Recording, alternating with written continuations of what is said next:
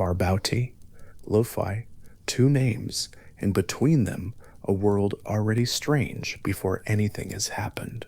Farbauti, which carries in the Old Norse the meaning of cruel striker, a name that belongs to a giant, a Jotun, one of the elder race that preceded the gods and persisted alongside them in the cold expanses of Jotunheimer, and beside him, Lofi, whose name holds something gentler, something that translates in the reading scholars have followed as Leafy Island or Wooded Isle, a small forested place surrounded by still water. These are the two names from which Loki came. Sit with those names for a moment before anything else is introduced. Cruel Striker and Leafy Isle. There is already something in the pairing that does not quite resolve. Something about the combination of those two things. The force implied by one and the stillness implied by the other, that leaves the edges of the image slightly open. A child born between a giant's name and an island's name, a figure who would live for the whole long span of the mythology's pre-crisis world in the halls of Asgard, seated at the tables of gods to whom he was not, by blood entirely related, and yet present there, unremarked upon, as though the arrangement required no explanation at all. The Norse tradition does not offer a birth narrative for Loki. There is no account of the circumstances in which Farbauti and Lofi came together, no scene of the child's arrival, no prophecy spoken over a cradle. What the sources provide instead is a set of names and their meanings, and the recognition, once the meanings are held side by side, that something worth noticing is already encoded in the fact of his parentage. The oldest material does not dramatize Loki's origins. It simply names them and leaves the naming to do its quiet work. What the tradition does record is an unusual thing about those names, specifically about which one Loki carried forward. In the Norse world, a person was known by their father's name, not their mother's. The patronymic system built a person's identity on the father's line. Odin's sons are Odin's sons. Thor's sons are Thor's sons. The lineage traced through the male parent, with a regularity that was social as well as linguistic. Loki is an exception. In the skaldic tradition, in the kennings, those compressed, elusive, descriptive phrases that Norse poetry used in place of direct names, Loki is referred to as Lofiarson, son of Lofi, his mother's name, not his father's, his mother's name, not his father's. This detail has drawn the attention of scholars who study the Eddic material, and the explanations offered have varied. One reading connects it to a matrilineal tradition that may have existed in some corners of the older mythology.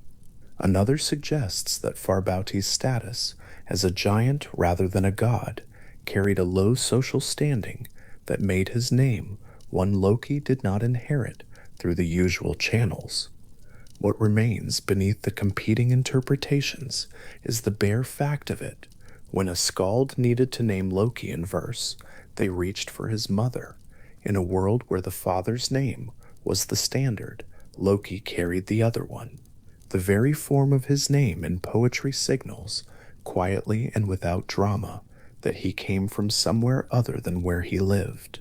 Lofi's name, Leafy Isle, wooded island surrounded by still water, drifts through the imagination as a particular kind of place.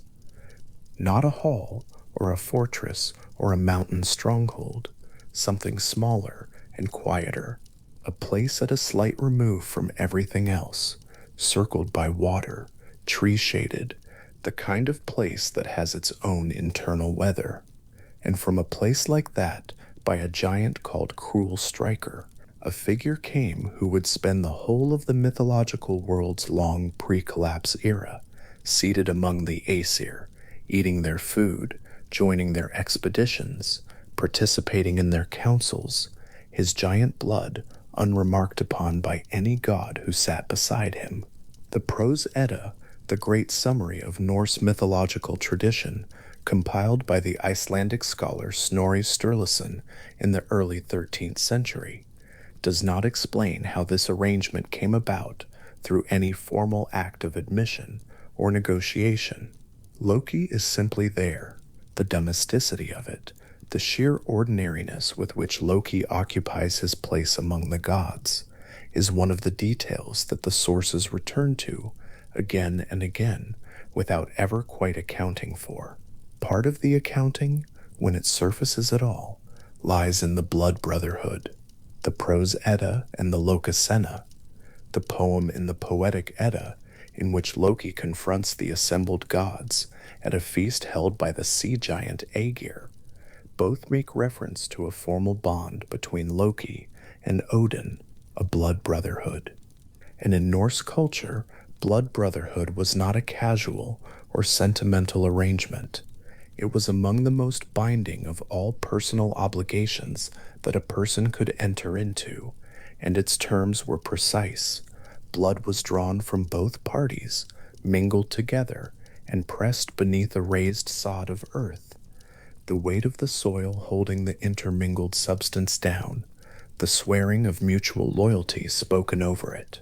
The ritual created a bond between two individuals that carried legal and social weight, a weight comparable in the tradition to that of family ties, possibly exceeding it because it was chosen rather than inherited.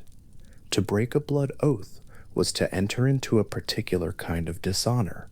To honor it required standing by its terms, even when doing so was costly or inconvenient or required tolerating things one would not otherwise have tolerated. Odin and Loki entered into this bond. The mythological sources do not specify when this occurred, or where, or what circumstances led the two most cunning figures in the Norse world to press their blood together beneath raised earth and make themselves mutually bound. The past in which this happened is simply there, assumed, part of the structure that underlies everything else in the mythology. When Loki stands at the door of Aegir's hall in the Lokasenna and demands to be let in, invoking the blood oath as his justification, the assembled gods do not contest the oath's existence. It is acknowledged. Odin in the poem responds by allowing Loki inside on the strength of it, and the response tells the listener something about the weight of what was made. In that unnamed earlier time, when two figures pressed their mingled blood into the earth together and bound their fates. Hold that image for a moment, not the scene in the hall, not the tension of the feast, but the earlier scene, the one the text points back toward, without quite narrating. Two figures, somewhere in the deep background of the mythology, performing this ritual. The raised sod, the intermingled blood held beneath it, the words spoken that made the obligation binding. Odin, who is the All-Father, the god of wisdom and of war, and of the dead, and beside him, the son of Farbauti and Laufey, giant-born, carrying his mother's name, a figure whose nature the tradition would spend centuries trying to categorize without fully succeeding. These two, making themselves obligated to one another with the legal weight of a ritual the Norse world treated as serious. Whatever understanding they brought to that moment, whatever each of them gained or intended, the consequence of it ran through every subsequent story. The reason Loki could sit in Asgard's halls, the reason Odin could not simply remove him when his presence became difficult, the structural fact that held the arrangement in place long after it might otherwise have collapsed. That structural fact, Loki's place among the gods, his presence at their tables, his participation in their journeys, was never invisible to the tradition, but the tradition's approach to it is notably unhurried. The Prose Edda identifies Loki by his parentage and by his character, and then proceeds to describe him in Asgard as an established presence. his giant blood, a known fact that no one within the mythology seems to be actively managing. He accompanies Thor. He attends the Aesir's councils. He is there when the gods need a particular kind of assistance that requires quickness of thought and willingness to operate at the edges of what is straightforward. And in those moments, the arrangement works. The giant-born blood brother of Odin turns out to be, repeatedly, exactly what the situation requires. The sources do not editorialize about this. They narrate it as a feature of the world as it was before whatever came later. Among the Aesir, Loki's parentage was the open secret that the mythology carries without concealing. He was Jotun-born, son of a giant, in a world where the Aesir and the Jotnar stood in fundamental opposition, where the gods' relationship with the giants was characterized by conflict, wariness, and the specific vigilance of beings who understood that the greater forces ranged against them were not going to disappear. And yet there he sat, at the table. The Prose Edda does not describe any god looking across that table and calculating what Loki's presence might cost. It describes a world in which the calculation had already been made through the blood oath, made through whatever prior history the mythology assumes without narrating, and the result of that calculation was simply that Loki was there, and that was the ordinary arrangement, and the ordinary arrangement held for a long time. There is something worth attending to in how far back this ordinary arrangement reaches. The Norse mythological world is not a young world by the time the surviving sources describe it. The gods have already fought the Vanir and made peace with them. Odin has already hung on Yggdrasil, the world tree, for 9 nights to gain the runes. The architecture of Asgard, with its great halls and its walls and its bridge of fire across the sky, already stands. Into this established world, with all of its prior history already behind it, Loki's presence is folded as something equally prior, equally already settled, part of the given shape of things. His seat at the table is no more explained than the table itself. The tradition simply draws the room and places him in it. Outside Asgard, in the parts of the mythological world that lay beyond the gods' halls, Loki had a different life, separate from his role as Odin's blood brother and companion to the Aesir. With the giantess Angrboda, a name that carries the meaning, in the Old Norse, of she who brings grief, or perhaps the one who offers grief as a gift, Loki fathered 3 children. And these 3 children were not Asgardians, not figures who would sit at tables or accompany expeditions or participate in the councils of the gods. They were something else, something the tradition placed carefully at the far end of the world's structure, as though they belonged to a different part of the architecture, a part that the order of Asgard was organized in some fundamental way around keeping separate from itself. The wolf Fenrir was the first. He was brought to Asgard as a young creature, small enough at first that the arrangement seemed manageable, and raised among the gods, who understood what he was and what he was likely to become, and who found as he grew that managing what he was becoming was increasingly beyond what the ordinary means of the world could accomplish. Fenrir is a wolf of impossible scale in the mythology's imagination, and the tradition returns to him with the specific attention given to something that cannot be ignored. The Midgard serpent, Jormungandr, was the second child, and his fate in the mythology was determined by Odin, who cast the serpent into the ocean that encircled Midgard, the world of human beings, in the early period of the world's arrangement. And in that ocean, Jormungandr grew. The tradition describes his growth as continuing until he had become large enough to encircle all of Midgard and bite his own tail, a creature of such scale that his body lay in the dark beneath every sea, continuous and cold water still, holding the world in a loose, slow coil. He is not described in the sources as actively malevolent during the long quiet period of the world's stability. He is simply there in the water below the world's surface, growing at whatever pace an ocean-spanning serpent grows, his tail held between his own teeth. A vast, slow, cold water presence lying in the dark beneath every sea, his father's blood unmistakable in his form, even though his form is nothing a giant or a human or a god has ever worn.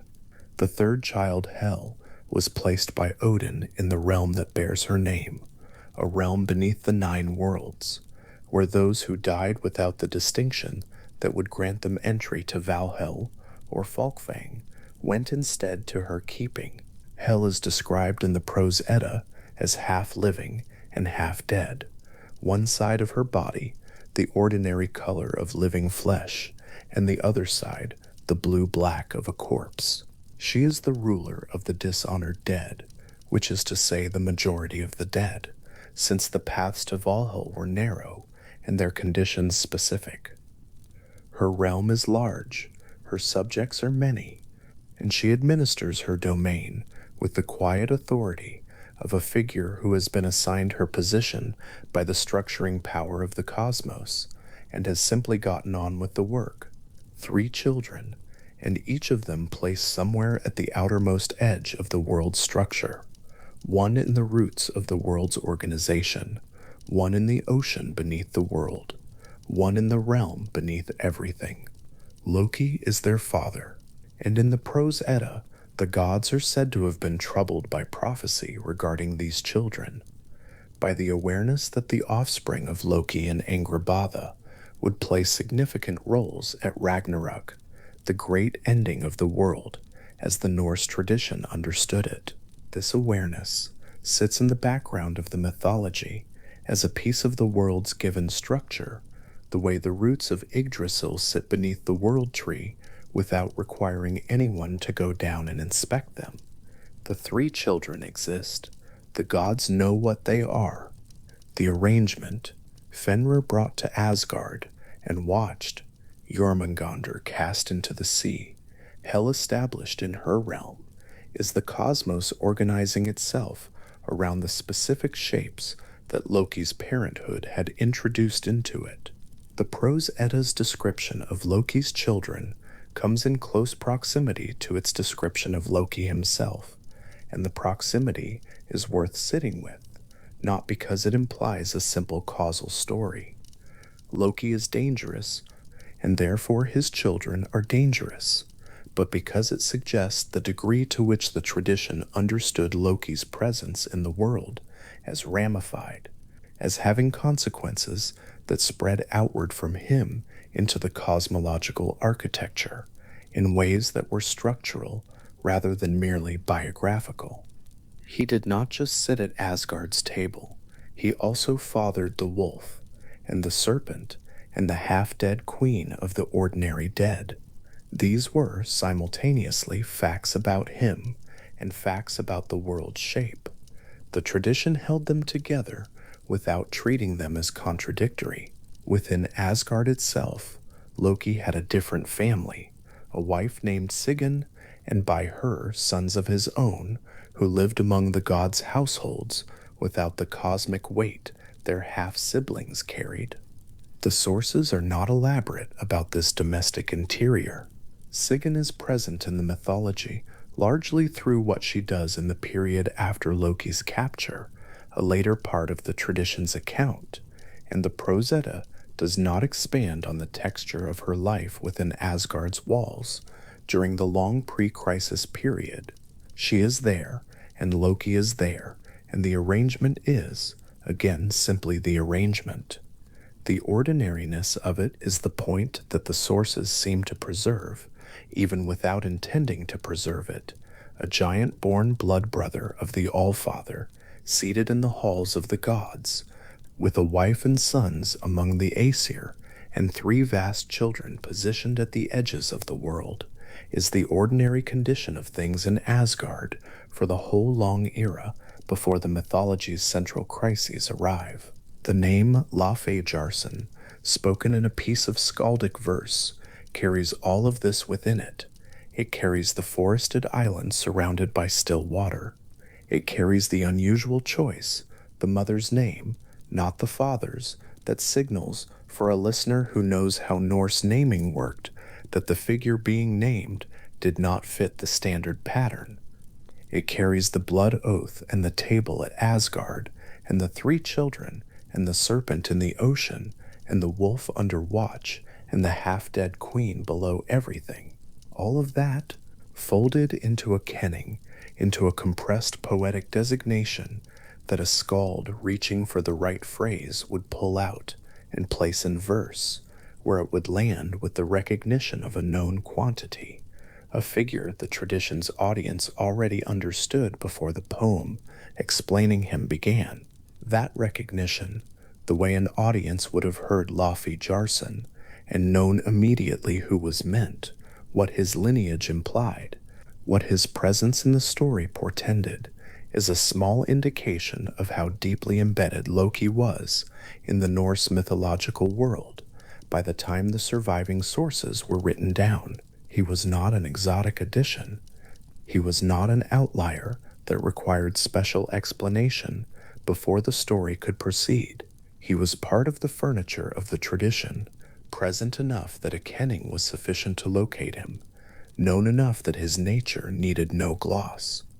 And this embeddedness, this sense of a figure who had been present in the tradition's imagination for long enough that the imagination had shaped itself partially around him, is already visible in the bare fact of how he is named. Not Thor Odinson, not a figure identified through the standard patrilineal chain, Loki Laufeyjarson, the son of the Forested Isle, a name that points quietly to the edge of things. The edge is worth considering as a quality in itself, separate from any specific event or consequence. In the Norse mythological world, edges were structurally significant. Asgard was surrounded by a wall, Midgard was encircled by ocean, and now in that ocean lay the Midgard serpent, Loki's son. Jotunheim lay beyond Midgard's edges, and beyond that lay the outer darkness, where the great forces ranged against the gods' order, gathered and waited. Edges were where the categories of the world became uncertain, where the distinction between what belonged inside the order and what lay beyond it was not cleanly maintained. And Loki, in his very existence, was a creature of that uncertain edge. Not a Jotun, not fully an Aesir, not a servant, not a ruler, not a hero, not a monster, something that the tradition situated in the middle of its own architecture, while carrying in his lineage the quality of the outside, and for the whole long pre-crisis era the balance held. The arrangement was ordinary, the blood oath was in force, the serpent lay in the dark beneath the world's water, the wolf was under watch, the half-dead queen administered her realm, and Loki sat at the table. The forested isle of his mother's name, that quiet, water-circled, tree-shaded place that Lofi's name evokes, is so far from the hall of Asgard, conceptually, that the distance between them maps something real about the figure whose name bridges them.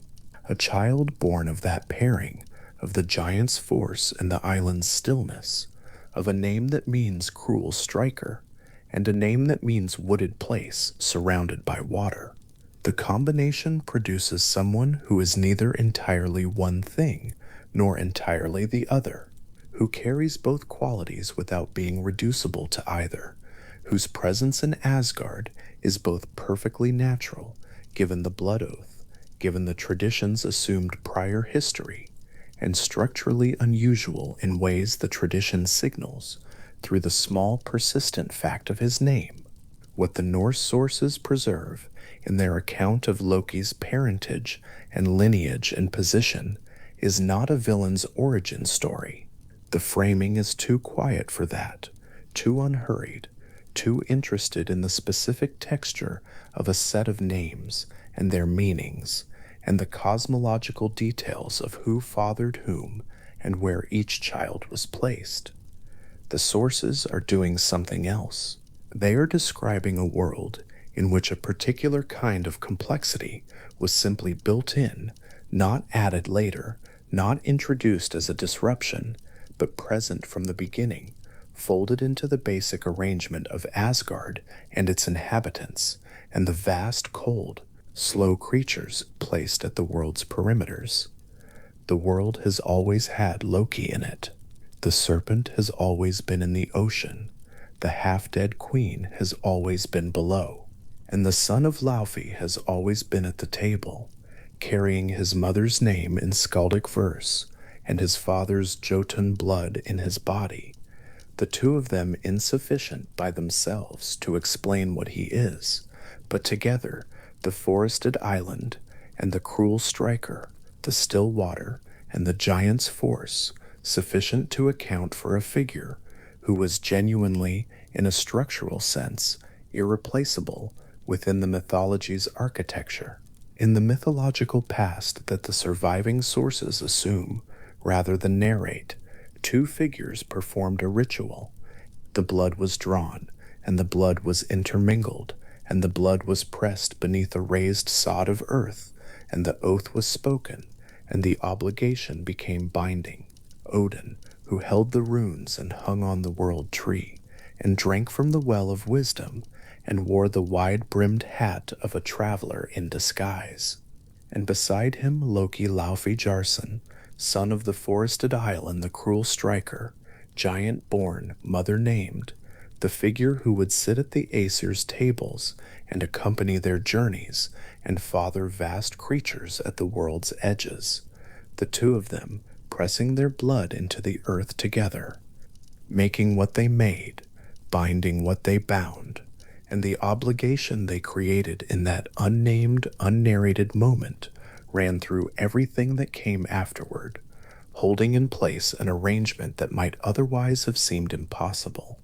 The giant-born guest in Asgard's hall, his place at the table unremarkable, the blood beneath the earth still there, still warm in the long memory of the tradition, still binding before any of the great mischief had yet begun. On the road between Asgard and the realm of the giants, there is a figure lighter in step than the one walking beside him. Thor moves with the deliberate weight of someone who has never needed to move quietly. His shoulders broad, his pace unhurried in the way of a figure that nothing has yet outpaced. And beside him, matching stride for stride without the appearance of effort, Loki walks as though the road itself is slightly less solid under his feet than under anyone else's, as though he might at any moment be taking a different road altogether and simply hasn't decided to yet. They have traveled like this before. They will travel like this again. The companionship between them is not the warm ease of similar natures, finding one another. It is the practical companionship of two figures who are together more capable of handling what the road produces than either one would be alone. This is the texture that the older sources preserve most consistently when they show Loki among the Aesir before the weight of later events settles over everything. Not a figure tolerated uneasily at the edges of divine society, but a companion on active expeditions, present, useful, frequently the one whose thinking resolves what brute strength alone cannot. The qualities that would eventually become something more troubling are, in these earlier episodes, the same qualities the gods relied upon, the same swiftness of thought, the same ease with disguise and with the manipulation of appearances, the same willingness to take a wager that a more cautious figure would decline, and to find in the consequence of that wager something no one else would have thought to look for. The road to Utgartaloki's hall in Jotunheim is one of the clearer instances of this. Loki and Thor traveled there together, accompanied by the servant Thialfi and his sister Ruskwa, and the sequence of challenges they encountered in the great hall of the giant lord has the quality of a story told with a particular kind of pleasure, the pleasure of apparent failure that later resolves into something more interesting. Inside the hall, Loki took part in an eating contest against a figure named Loki. The terms were simple: a long wooden trough filled with meat, and the two competitors beginning at opposite ends, eating toward the center. When they met in the middle, Loki had consumed all the meat from his half, which struck the assembled company as a respectable performance. Loki had consumed the meat from his half, and the bones and the trough itself. This was, by any reasonable measure, a loss. The same was true of Thor's own challenges that day: the drinking contest, the wrestling match, the attempt to lift the great gray cat from the floor, none of which ended as one might expect of the strongest god in the Norse tradition. And only at the journey's end, when Utgarda-Loki walked them back to the borders of his domain and explained with what sounds in the source material like genuine satisfaction exactly what had happened, did the shape of the thing become clear. Loki, it turned out, was not an opponent in any ordinary sense. The name Loki means fire, and Loki was fire, a consuming force that happened to be given the shape of a contestant for the purposes of the game. Loki had eaten impressively. He had simply been matched against something that devours everything, including the vessel that holds the thing. The drinking horn Loki's companions had been given to drain connected at its far end to the ocean itself. The cat Thor had attempted to lift was Jormungandr, the Midgard serpent, coiled into a different shape for the occasion. Every challenge in Utgard-Loki's hall was built from the same principle: the ordinary world made to look like a contest, when in fact what had been arranged was an encounter with forces so vast that the outcome was determined before the participants walked through the door. The point was not to defeat the gods. The point was to see how they performed against an impossible standard, and the performance, as Utgard-Loki acknowledged in his farewell, had been considerable. What is interesting here, in the context of the road Loki and Thor walked together, is that none of this was detected in advance.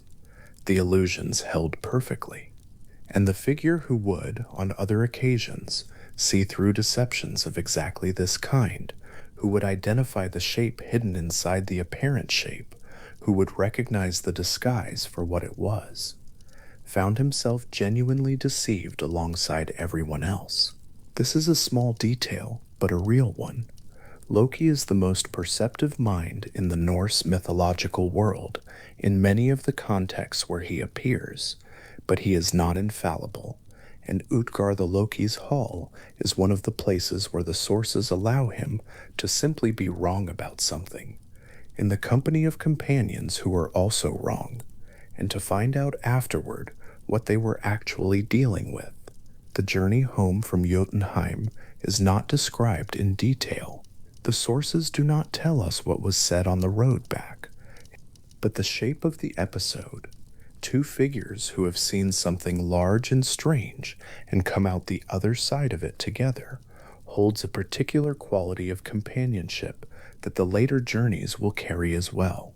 The next time Loki and Thor travel together in the surviving sources, the occasion is more urgent and the disguise more elaborate. The giant Thrum had stolen Mjolnir. The exact method of the theft is not described in the Thrymsquida. The hammer simply disappeared, and when Thor woke without it, the absence was immediately felt as serious, the way serious things are in the Norse tradition, which is to say, with a directness that does not pause long for elaboration.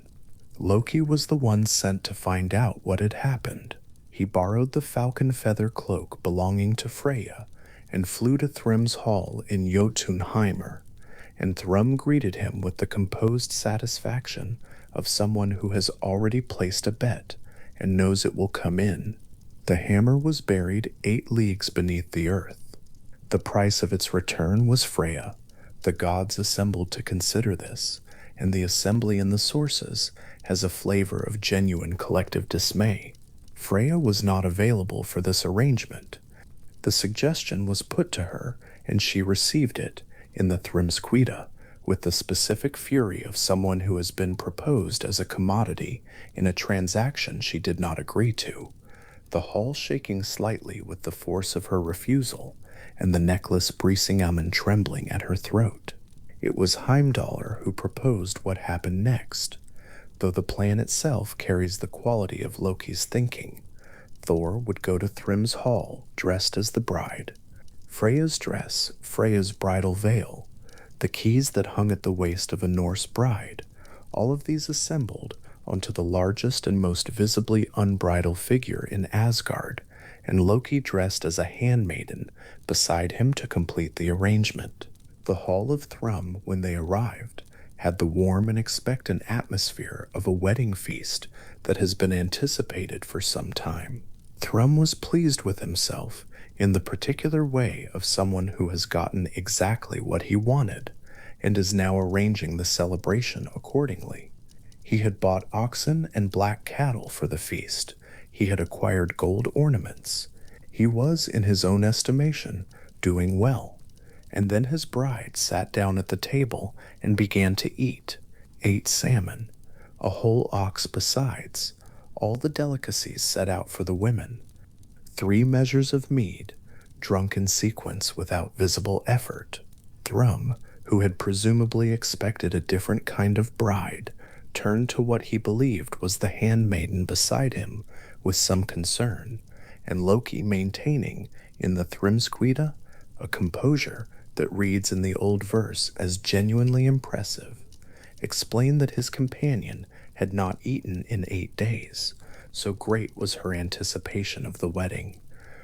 When Thrym lifted the veil to kiss his bride and encountered eyes burning like fire, Loki explained that the bride had not slept in 8 nights either.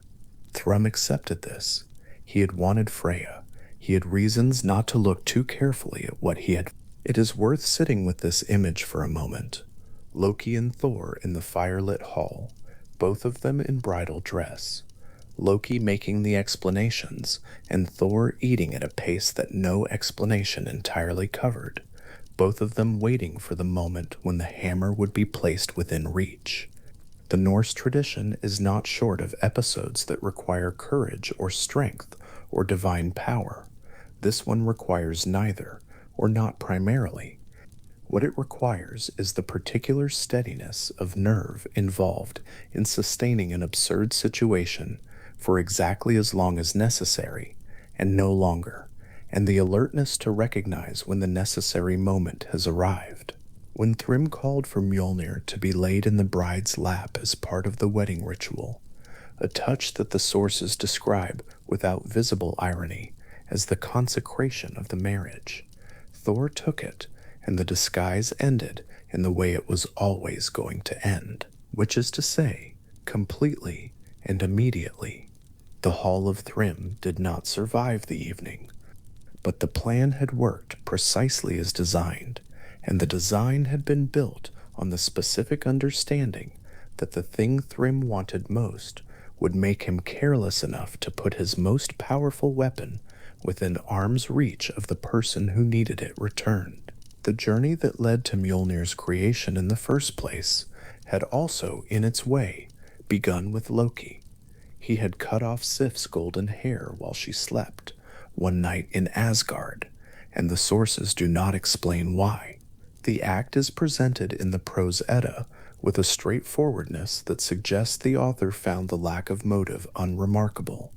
Loki did it because it was the kind of thing Loki did, and the interest of the episode lies not in the cause, but in the sequence of consequences that follows. Thor's response when he discovered what had happened was not subtle. He found Loki and took hold of him in the way that a figure of Thor's particular physical characteristics takes hold of someone, and the threat was clear enough. Restitution, or the alternative to restitution, which would be worse. Loki, gripped by the wrist and facing the alternative, agreed at once to provide Sif with new hair, real gold, hair that would grow naturally once placed on her head. The realm of the dwarves lay beneath the earth in Nidavellir, a place of deep forges and skillful hands, and in the sources, a particular atmosphere of craft and competition. The dwarves, called the Sons of Ivaldi, were among the finest makers in the 9 worlds, and Loki commissioned from them not only the golden hair for Sif, but 2 additional objects, the ship Skidbladnir and the spear Gungnir. These were objects of a particular order of making, not merely well crafted, but constructed according to principles that placed them outside what ordinary craft could produce. Skidbladnir was large enough to carry all the Aesir with their weapons and full armor when its sail was raised, and small enough afterward to be folded down to the size of a cloth that would fit inside a pocket. The logic of this is not explained in the sources, and the absence of explanation is exactly right. The ship simply was what it was, and the fact that this was possible was a quality of the workmanship, rather than a feature requiring analysis. Having commissioned 3 objects of considerable quality from the Sons of Ivaldi, Loki found himself, as he walked through the underground halls of Nidavellir, in the vicinity of another pair of dwarf craftsmen. Their names were Broker and Sindri, and Loki did what Loki did in situations where an opportunity for a wager presented itself, which is to say, he made one. The terms he offered were his own head. He wagered that Broker and Sindri could not produce 3 items equal in quality to the 3 the Sons of Ivaldi had just made. The dwarves agreed. The forge in which Broker and Sindri worked during this wager is one of the most specific small images in the Norse mythological corpus. Sindri worked the bellows while Broker placed the materials in the fire, and the work required continuous, uninterrupted effort from the bellows to produce the heat and pressure the magic of the making required. The first item produced was a golden boar, Gullinbursti, whose name means golden bristles, who could run across sky and sea faster than any horse, and whose bristles shed light in the dark. The second item was the ring Draupnir, from which 8 rings of equal weight would drop every 9th night. The boar and the ring were made with uninterrupted bellows work, but between the second and third objects, something arrived to interrupt the work. A fly settled on Broker's hand as he worked the bellows and stung him, and Broker continued without pausing. The fly moved to his neck and stung him there, and he continued. When the third and final item was nearly ready in the fire, the fly settled on Broker's eyelid and stung him deeply enough to draw blood, and Broker, blinking against the blood running into his eye, paused for a moment, only long enough to brush the fly away. When the third item was drawn from the fire, it was a hammer. Its handle was shorter than it should have been, a consequence of that single interruption at the worst possible moment. The handle was too short in proportion to its head, a flaw that made it impractical for large overhead strikes in the way of an ideal warhammer. The dwarves brought their work before the gods of Asgard, and the gods assessed the 3 objects that Broker and Sindri had produced, the boar, the ring, and the short-handled hammer, alongside the 3 objects from the Sons of Ivaldi. The hammer was judged the most valuable of all 6 items. Its name was Mjolnir. The fly, of course, had been Loki. He had transformed himself into an insect and flown into the forge and done what he could to ruin the work, and he had come very close to succeeding, and he had not succeeded, and as a result, the Aesir had been given the weapon that would become Thor's most defining possession, and the protection of Midgard against the forces of Jotunheimer through every great conflict to follow. The wager had produced exactly the object that the Norse tradition would come to treat as one of the most important in the 9 worlds, and it had produced it because Loki made the wager in the first place. These two facts exist together in the same story, without any apparent awareness on the tradition's part that they create a difficulty. The dwarves, having won the wager, came to collect the head that had been promised them, and Loki, who had agreed to the terms with apparent readiness, now offered his most careful argument. The wager, he pointed out, had covered his head. It had not mentioned his neck. The dwarves were not entitled to the neck. Any method of removing his head that also damaged his neck would therefore be in violation of the agreed terms. The dwarves were skilled craftsmen and apparently fair-minded in matters of contract. They accepted this after what the sources imply was a moment of considerable frustration, and concluded that if they could not have the head, they would at least address the mouth that had proposed the wager in the first place. Broker produced a needle and thread, and the most eloquent voice in Asgard was sewn shut, the thread drawn through the corners of Loki's lips, and knotted, and whatever Loki said next was said entirely without sound. It is a detail the tradition holds with a particular dryness. The punishment was fitted, with a precision that has the quality of craftsmanship itself, to the specific faculty that had created the problem, not his hands, which had cut Sif's hair, not his legs, which had carried him to Nidavellir. His mouth, and the quick persuasive speech that lived in it, and the wagering habit that had placed his head on the table in the first place. The sewn lips are described in the Prose Edda as though they are an outcome that makes complete logical sense, and this is part of what makes the image persist. Loki presumably removed the thread eventually. He speaks freely enough in later episodes, but the sources do not record the removal. The thread simply disappears between one episode and the next, and Loki's voice returns without explanation, as things do in mythological time. The objects that came out of that wager, Mjolnir, Gungnir, Draupnir, Gullinbursti, and the golden hair of Sif, and Skidbladnir, folded into a pocket, were distributed among the Aesir and became part of the defining equipment of the Norse divine world. Gungnir went to Odin and never missed its mark. Draupnir went to Odin and would later be placed on Baldur's funeral pyre. Gullinbursti went to Freyr and Skidbladnir with him. Mjolnir went to Thor. These are not incidental objects. They are among the most recognizable material of the entire tradition, and their origin runs through the same event, a moment of mischief that required resolution, a trip to the underground realm of the dwarves, a wager made with characteristic lightness, and a head placed on the line without apparent concern, and the particular ingenuity brought to the consequence of having lost.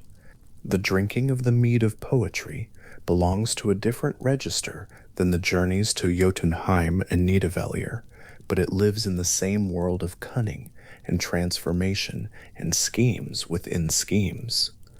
The mead had been created from the blood of Kvasir, a being so wise that he could answer any question put to him, whose wisdom the two dwarf brothers Fiolar and Galar had mixed with honey to produce a liquid that granted the gift of eloquent verse and deep understanding to any god or being who drank it. The mead passed through several hands before it reached its final hiding place, which was the mountain Huntbjorg, kept there by the giant Sutendum in 3 stone vessels called Otrer, Bodin, and Son, with Sutensdanger's daughter Gunlod set to guard them. Odin recovered the mead through a sequence of transformation and sustained deception that takes several days in the source telling. He arrived at Huntbjorg, and over the course of 3 nights seduced Gunlod into allowing him to drink from each of the 3 vessels. On the 3rd night, he drank all 3 vessels completely, transformed himself into an eagle, and flew back toward Asgard, while Suttung, also in eagle form, pursued him. The gods, seeing Odin approach with pursuit close behind him, set out containers near the walls of Asgard into which he disgorged the mead safely, though the sources note, with what reads as mild amusement, that in the urgency of the situation, some portion of the mead was released from the wrong end of the transformation, and this lesser portion fell to earth and was left for any mortal who could find it. Loki does not appear directly in the episode of the mead as the sources tell it, and the outline does not require him to. What the episode reflects, considered alongside the other schemes in which both figures do appear together, is the shared cast of mind that Odin and Loki bring to the problems the mythological world places before them. Both figures rely on the same inventory: transformation into animal form, sustained deception, the willingness to use charm and social manipulation to move through situations where force would fail. Both operate with a regard for the specific terms of arrangements that the more straightforward gods, Thor at Thrym's feast, the gods assessing the dwarf wager, seem less comfortable with. The blood brotherhood that binds them is not an accidental bond between unlike natures. It is the recognition, visible in the way both figures approach a problem, that certain kinds of difficulty in the nine worlds can only be solved by a certain kind of mind, and there were two of those minds, and they had pressed their blood together beneath raised earth, and made the fact of their shared operation binding. The journey to Thrym's hall had Loki and Thor walking in together in borrowed dresses, and the journey home, after the hall was destroyed and Mjolnir returned, presumably had them walking back with rather more ease than they had entered. This is not described in the Thrymskveda. The poem ends with the act, and the act is its own complete thing. But the world that existed on the far side of that episode, Asgard with its hammer back, the walls and fields of Midgard defended again, Freyja still in possession of herself and her necklace, was in part the consequence of a disguise that held for exactly as long as it needed to, and a plan that functioned because one figure in a bridal veil could be trusted to sit very still and wait for the right moment, and another figure in a handmaiden's dress could be trusted to say the right thing at every moment. Until then, this is worth holding for a moment.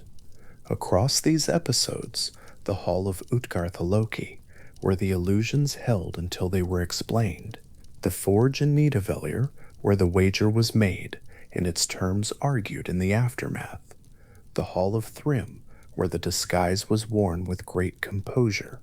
What the sources preserve is not the image of a figure operating at the edge of the divine community.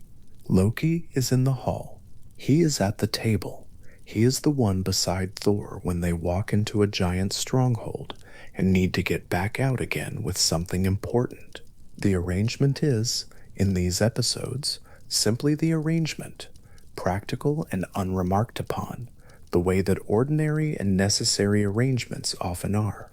The 6 objects made in Nidavellir sit across the 9 worlds now, distributed into the hands they were destined for, and most of them will appear again at Ragnarok, when everything that has been built finally comes apart.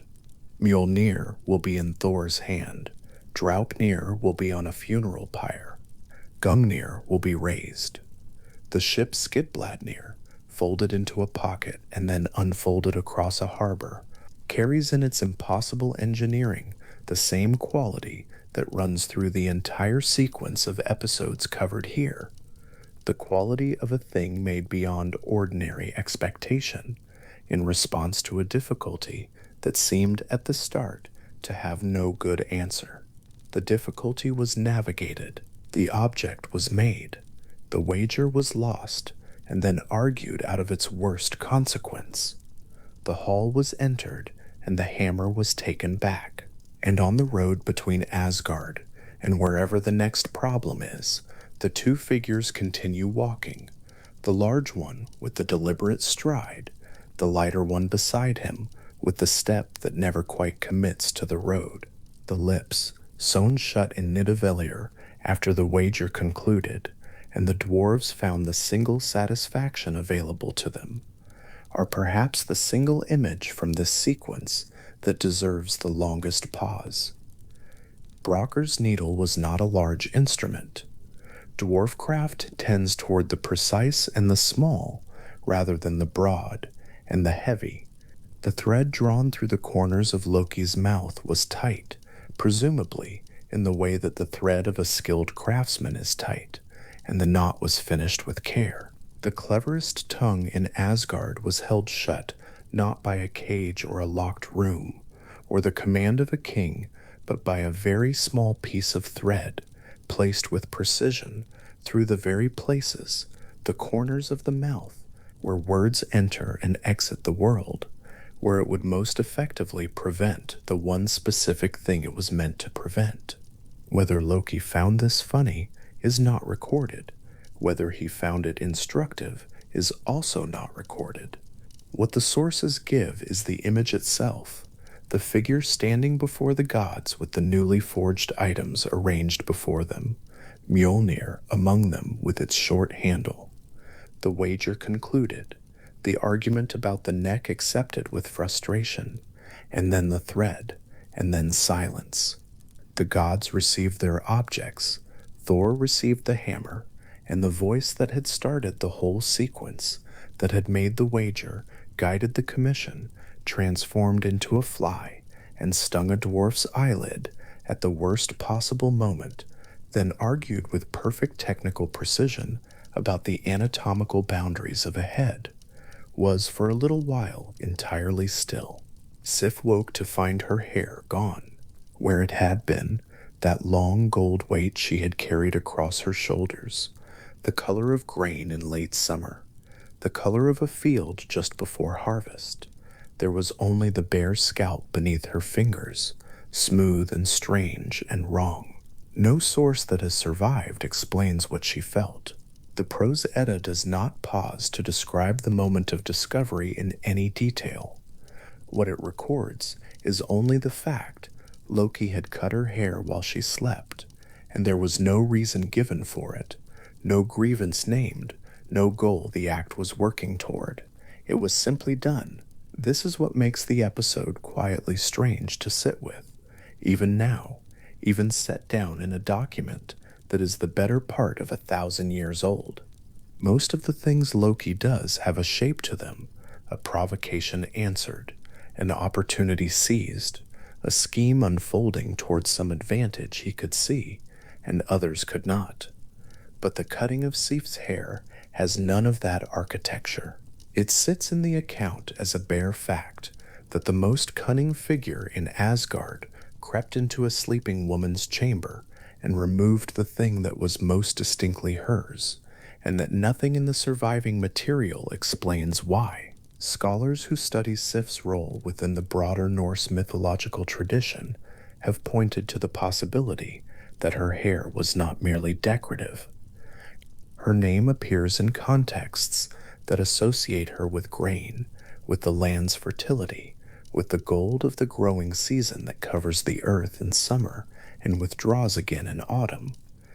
If that association holds, and the sources are not definitive about it, only suggestive, then the cutting of her hair was not only a personal violation, but something that touched in its small way the surface of the earth's abundance.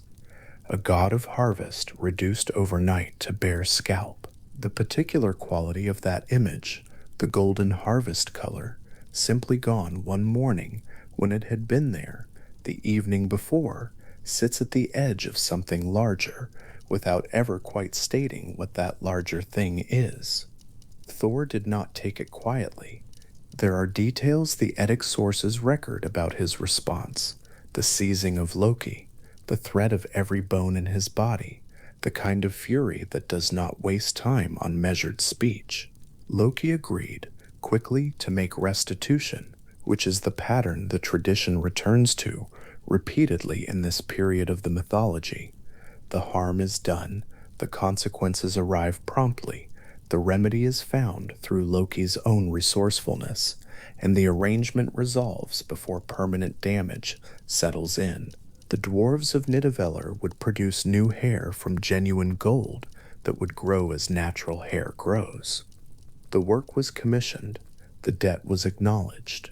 The account does not explain what Sith made of this arrangement. The gold hair was restored. The matter was, by the standards of divine transaction, closed. But the bare scalp of that morning, the waking up and finding the absence, the cold particular wrongness of a thing that had been there and was not, that detail carries a quality the resolution does not quite erase. It is there in the telling as a small quiet signal, not a catastrophe, not yet anything that the gods collectively moved to address or contain. Just the first time in the surviving narrative where Loki's action left a mark that required remedy, where what he had done crossed from clever to genuinely harmful without any framework of reason around it. The world of Asgard in this period absorbed these small damages and continued. The gods held their feasts, pursued their conflicts with the giants, moved through the great machinery of their cosmological obligations. Loki moved with them. He sat at their tables, accompanied them on expeditions, remained the figure his blood brotherhood with Odin had made him, present, expected, unremarked upon in any surviving account as a cause for concern. The arrangement persisted because the arrangement worked, and because the bond between him and Odin had a weight to it that no single act of mischief could simply dissolve. What the tradition was building in the long, slow time before anything broke decisively was a kind of accumulated account, a ledger of small harms and repairs and narrow escapes that the mythology held in suspension, none of them individually decisive, all of them together composing a portrait of a figure whose usefulness and whose capacity for damage were drawing closer together with each episode, the gap between them narrowing by increments so gradual that no single moment announced the change. Baldur's where the gap closes. In the Norse tradition, Baldur was the son of Odin and Frigg, a god described in the Prose Edda as the most beautiful and the most beloved of all the Aesir, the brightness of his presence, something the sources reach for and cannot quite fully describe, a figure who stands in the mythology as its clearest instance of something that is simply, uncomplicatedly good. The Prose Edda speaks of a place called Breda Blick, his hall, from which nothing unclean could enter. It speaks of the light that surrounds him. The tradition has kept these descriptors minimal and luminous at once, as though the quality the sources are trying to convey resists elaboration. And then the dreams began. In the Prose Edda's account, Baldur began to have dreams that carried in them the texture of his own death. The Aesir held council. They determined to protect him, and the method Frigg chose was thorough beyond any ordinary caution. She extracted oaths from every substance in the created world that none of them would harm her son. Stone swore it, water swore it, metal swore it, metal swore it, earth and fire, and every plant that grew from it, every animal that moved across its surface, every illness, and every serpent, and every tree. The account gives the impression of an enormous, meticulous accounting, the whole of creation catalogued and sworn to harmlessness, one substance after another, until there was nothing left that could touch him. The gods found this cause for celebration. What the mythology describes next has a quality of lightness to it, a collective pleasure, the kind that comes from a problem thoroughly solved. They began to amuse themselves by throwing things at Baldur, weapons, stones, objects of every kind, launched and hurled by the assembled Aesir, while Baldur stood in the open air of their gathering, and everything glanced away from him, harmlessly. Nothing held, nothing landed, Whatever came at him simply failed to connect, deflected by the oaths Frigg had gathered, and the gods found the spectacle genuinely entertaining, a pastime born from the particular relief of a beloved figure who had been made impossible to hurt. Loki watched. The prose Edda does not describe what he thought as he watched, or whether there was a decision made, or whether what followed was something that had existed inside him for longer than the occasion of this particular amusement. What the source records is what he did. He disguised himself as an old woman and went to find Frigg. Frigg received the old woman. The conversation moved, in the natural way conversations move, toward what was happening outside. The noise of the assembly, the bright spectacle of weapons glancing off her son. The old woman asked about it. Frigg explained, and in explaining confirmed what Loki already knew, that she had secured oaths from everything in creation. The old woman asked whether there was truly nothing, not a single substance, that had been left out. Frigg answered easily, the ease of someone who had done the work and knew it was complete. There was one thing, she said, mistletoe, a plant she had judged too young, too small, too inconsequential to bother with the oath. The prose Edda presents Frigg's answer without drama, without any indication in the source that Frigg sensed what the question was reaching toward. The conversation ended.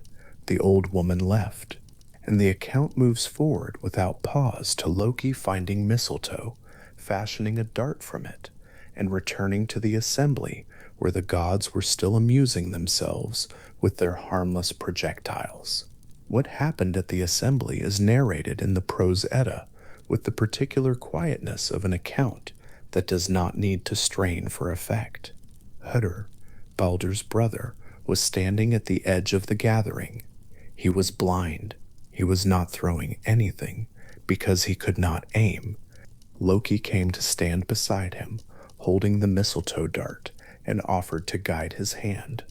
The gesture was framed as an act of inclusion, of bringing Hödr into the collective pleasure of the game. Hödr threw. Loki guided the dart's direction. Baldur fell. The sources describe the silence that followed. The entire assembly still, unable to understand what had happened, unable for a moment to make sense of the shape of the fallen god. And then the grief. A grief the sources describe as so absolute, so unanimous, that none of the gods spoke aloud, because there was nothing that the words available to them could hold. The prose Edda does not linger at length on the immediate grief of the gods, though it acknowledges it. What it moves to next is Hermothr's ride to Hel, the negotiation for Baldur's return, the condition offered by the ruler of the dead that every being and every substance in the 9 worlds must weep for Baldur, and then he would be released. Messengers were sent across creation to ask every living creature, every stone and plant and metal, to weep. Everything did. The account describes this as an almost total gathering of grief, the whole of the created world bending toward sorrow for a single loss, the trees weeping resin, the stones sweating water. Almost total, almost everything. On the road, the messengers encountered a giantess sitting in a cave, alone. Her name was Thuk. They asked her to weep for Baldra, as all of creation had been asked. Her answer, which the prose Edda preserves in verse, was brief and absolute. She had no use for Baldra, she said, in life or in death, and she would weep no tears for him, let Hel keep what she had. That single refusal was enough. The condition had required every being in creation to weep. One refusal undid the entirety of the rest. Baldur remained in Hel. The prose Edda states plainly what its account has already made clear in the structure of the episode. Thuk was Loki.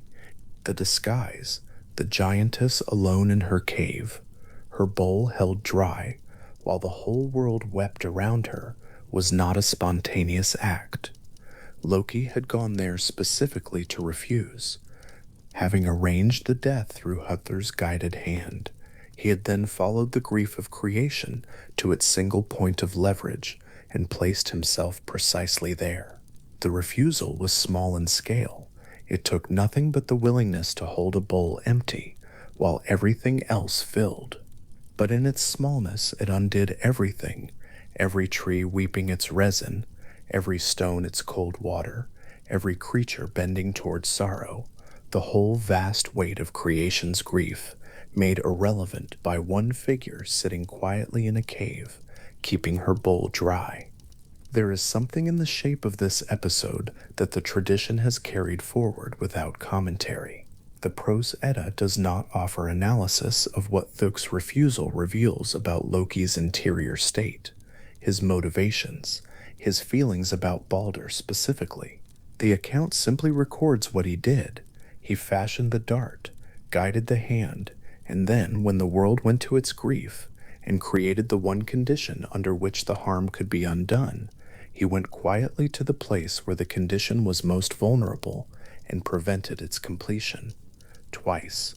The same capacity applied twice to the same irreversible outcome.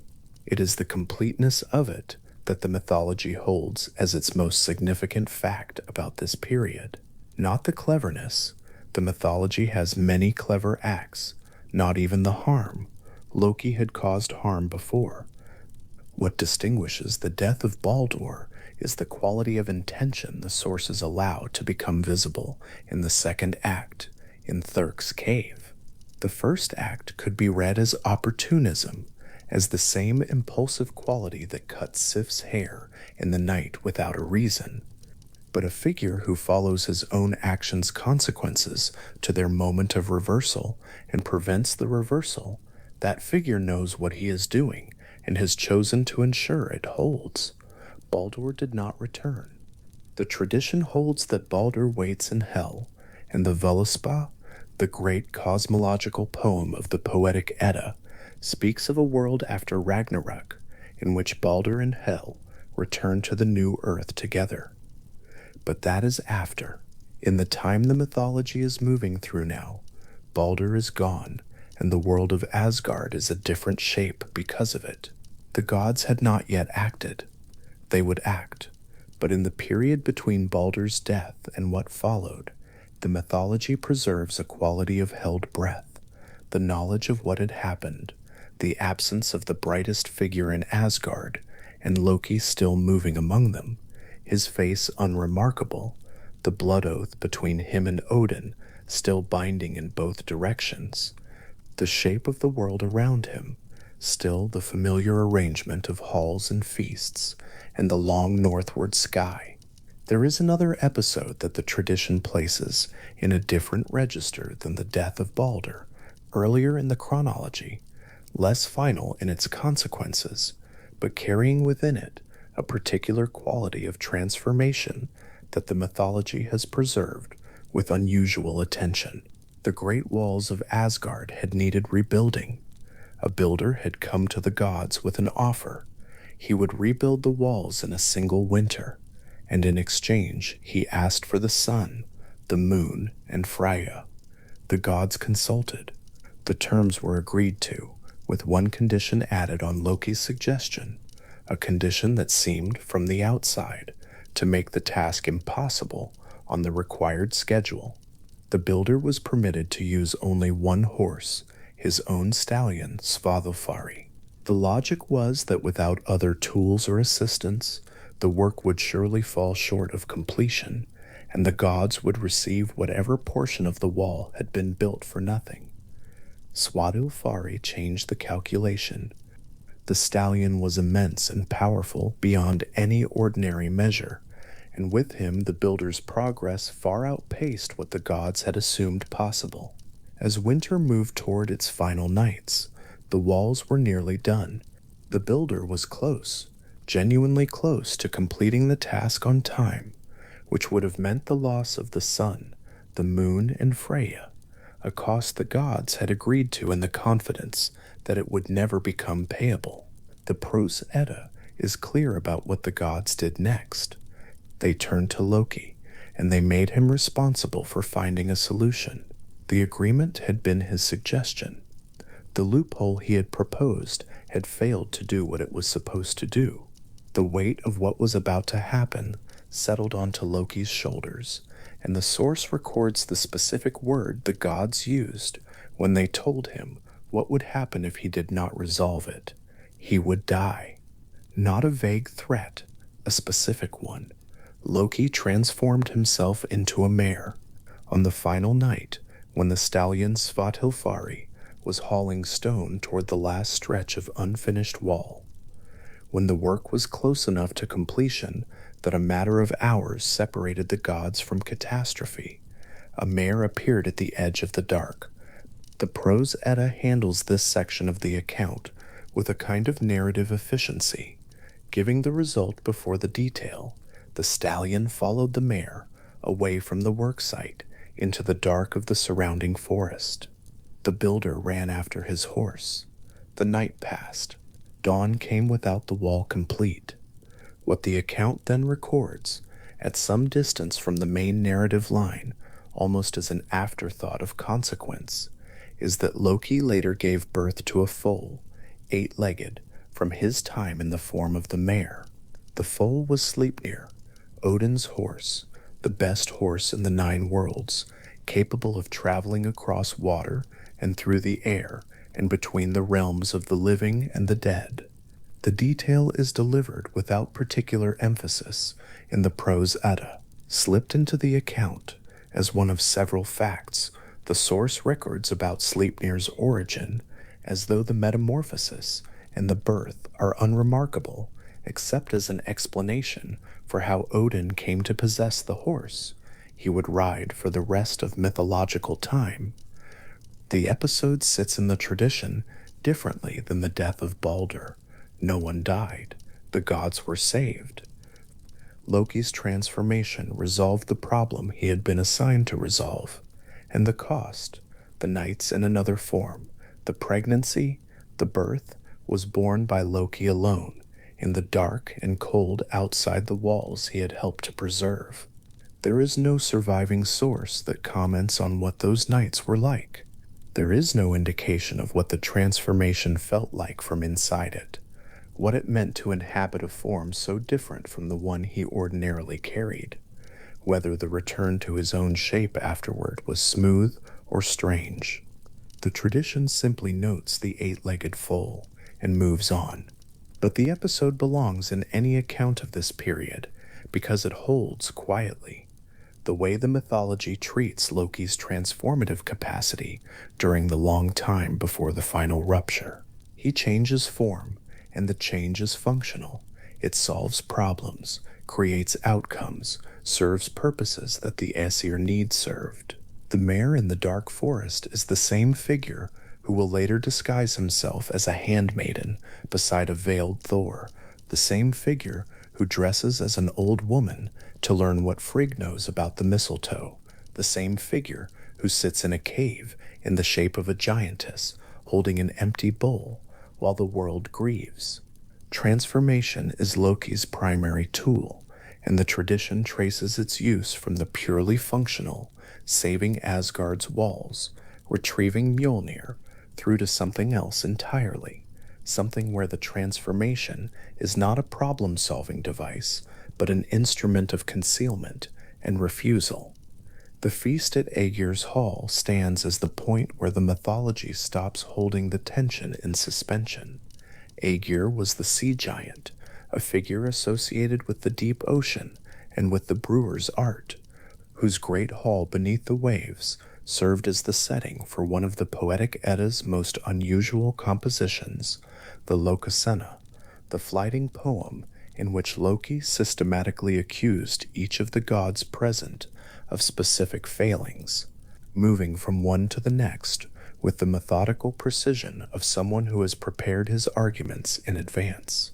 The poem is preserved in the Poetic Edda, and its account of the feast begins not with Loki as the disruptive presence, but with Loki as a guest, one who had been among the Aegir's gatherings before, who had previously helped praise the hall's servants, whose presence at the feast was not in itself the aberration. The account of what preceded the Lokasenna proper is worth holding for a moment. Before the poem's main sequence begins, a servant of Aegir's was accidentally killed by another servant, and Loki responded to this by killing the second servant in retaliation and then leaving the hall. The gods asked him to leave, and he went. What the Lokasenna then describes is his return, Loki appearing again at the door of the hall, requesting entry, invoking the ancient laws of hospitality, and specifically invoking his blood oath with Odin, calling on Odin directly to remember that the two of them had sworn together that neither would drink unless the other was served. Odin agreed. Loki was admitted. What followed has been preserved in verse. The Lokasenna in the Poetic Edda is a direct transcript of the flyting, each exchange recorded in the formal meters of skaldic tradition, each accusation, and each attempted rebuttal set down as it stood. Loki moved around the hall from one figure to the next, and the quality of what he said was not random provocation, but something more specific, accusations that drew on things the gods could not straightforwardly deny, things that the mythology had itself preserved in other places as part of the tradition's account of the Aesir and Vanir and their histories. He accused Odin of practicing Scyther, the magic associated in Norse culture with women and with the socially marginal, a charge that carried in it the particular quality of something said aloud that had perhaps been known and not spoken. He told Frigg that she had taken lovers among the Aesir, naming them specifically. He told Freyr's servant Bigvir, who tried to intervene, that he was small and that his usefulness had always been exaggerated. He told the goddess Gefjon that she had given herself to a young man for a necklace, and he knew what she had done. He told Freyja that she had taken every male in Asgard to her bed, including her own brother. He told Tyr that he had fathered a son on Tyr's wife while Tyr was elsewhere, and that Tyr had never been compensated for it. He turned to Njord and told him what the goddess who had been given to Njordr in marriage had thought of him. He moved to Skadi and reminded her of her father Thjazi and what the gods had done to him, not with malice in the phrasing, but with the particular precision of a wound reopened. None of the gods silenced him effectively. The Lokasenna records each attempt at response and shows by their insufficiency how much of what Loki said was impossible to fully dispute. Some of what he said may have been fabricated or distorted or shaped by whatever version of these events Loki chose to carry into the hall. But the poem does not present the gods as wrongly accused. It presents them as unable to mount a complete defense, the accusations landing with the specific weight of things that are at least partly true and known to be partly true by everyone in the room. Thor arrived. Where the other gods had argued in verse and failed to silence Loki, Thor arrived with Mjolnir. He told Loki to be quiet, using the threat of violence that Thor consistently uses as his instrument. The poem shows Loki responding to Thor with a version of his usual intelligence, pointing out that the hammer's threat would not carry the same weight in Hel, suggesting that Thor's courage under specific circumstances was not what the stories made it, and then under the continued pressure of Thor's persistence, choosing to leave. The Lokasenna ends with Loki's departure. The flighting is done, the accusations have been delivered, and cannot be taken back. The assembled gods have heard themselves described by the one figure who knew them well enough to find the places where their histories did not match their reputations, and they have heard it in verse that will be preserved, spoken at feast, carried forward in the memory of anyone who had been in that hall. The Prose Edda notes that after the Lokasenna, Loki fled. He knew what was coming. The gods who had absorbed his mischief through the long period before this night, who had tolerated the cutting of Sif's hair, and the wager with the dwarves and the vanishing into mare form, and all the small damages of the accumulated years, had now been told in formal verse in a public hall what he thought of each of them and what each of them had done. The blood oath with Odin had survived everything up to this point. Whether it survived the Lokasena is something the mythology does not directly address, only implying, by what the gods did next, that certain thresholds once crossed do not permit return. Loki disappeared. He made for himself a house in the mountains near a waterfall. The prose Edda names the place Fornangrisfors, and built it with 4 doors so that he could see in every direction, every approach visible at once. No arrival, unobserved. He fished in the river, and it was while he was sitting at the fire, turning in his mind how the gods might try to catch him, that he first wove the net.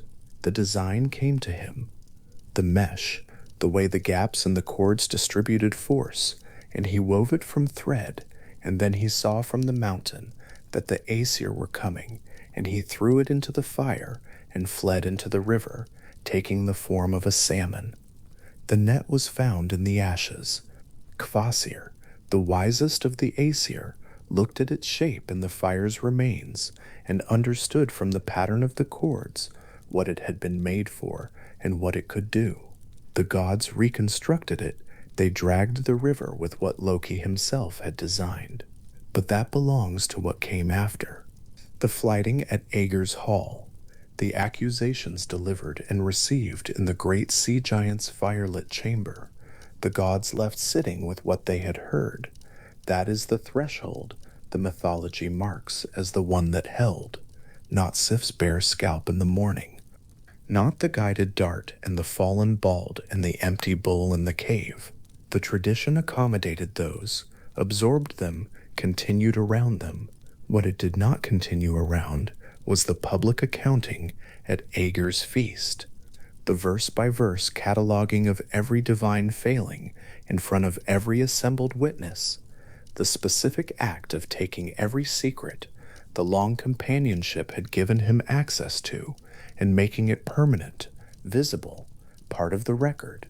The feast continued behind him as he walked away into the dark beyond Aegir's firelight. The hall was lit. The gods were still there, their cups in front of them, the accusations hanging in the air, the way spoken things hang after the voice that made them has gone, not dissolving, not fading, simply present, the way a shape pressed into wax stays in the wax after the object has been removed. Somewhere in the mountains, a figure walked north along the cold river toward the house with 4 doors, each direction open, the waterfall's sound covering everything below the sound of the water itself.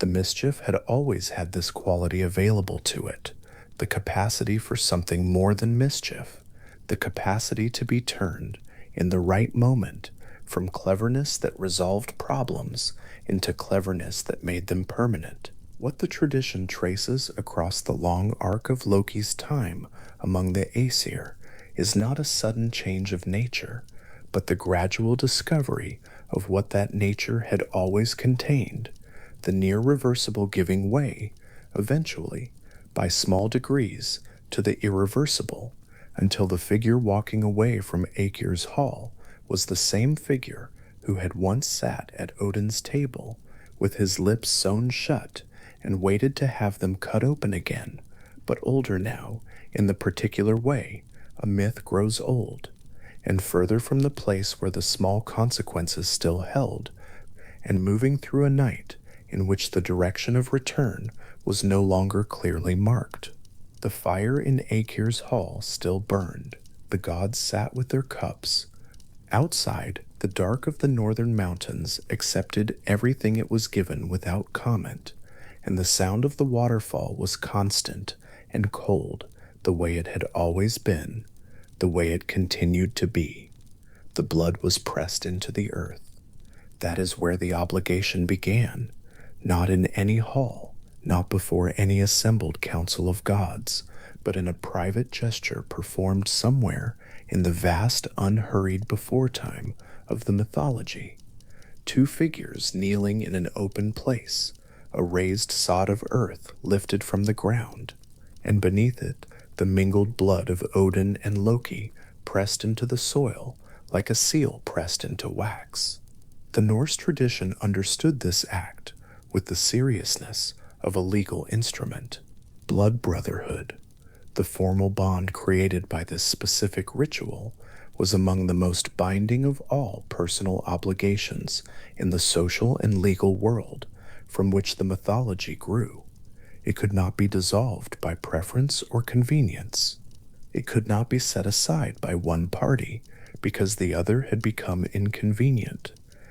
What the ritual created, the ritual bound in place, and the mythology of the Aesir carried that binding forward through every episode that followed it, even the ones in which the two blood brothers found themselves standing on opposite sides of something that could not be mended. The raised sod is a small detail. It does not appear in every account that mentions the blood brotherhood. The Lokasenna, the poem in which Loki arrives at a feast held by the sea giant Aegir and speaks without restraint to every god assembled there, is the source that preserves his invocation of the oath most clearly. The moment when Loki, having been told he has no right to a seat among the gods, reminds Odin directly of what passed between them in that older time. He does not describe the ritual in detail. He does not need to. The weight of it is already there. In the room, the way a stone dropped into still water carries its impact outward in all directions without needing to announce itself. Odin accepts the invocation. He does not contest it.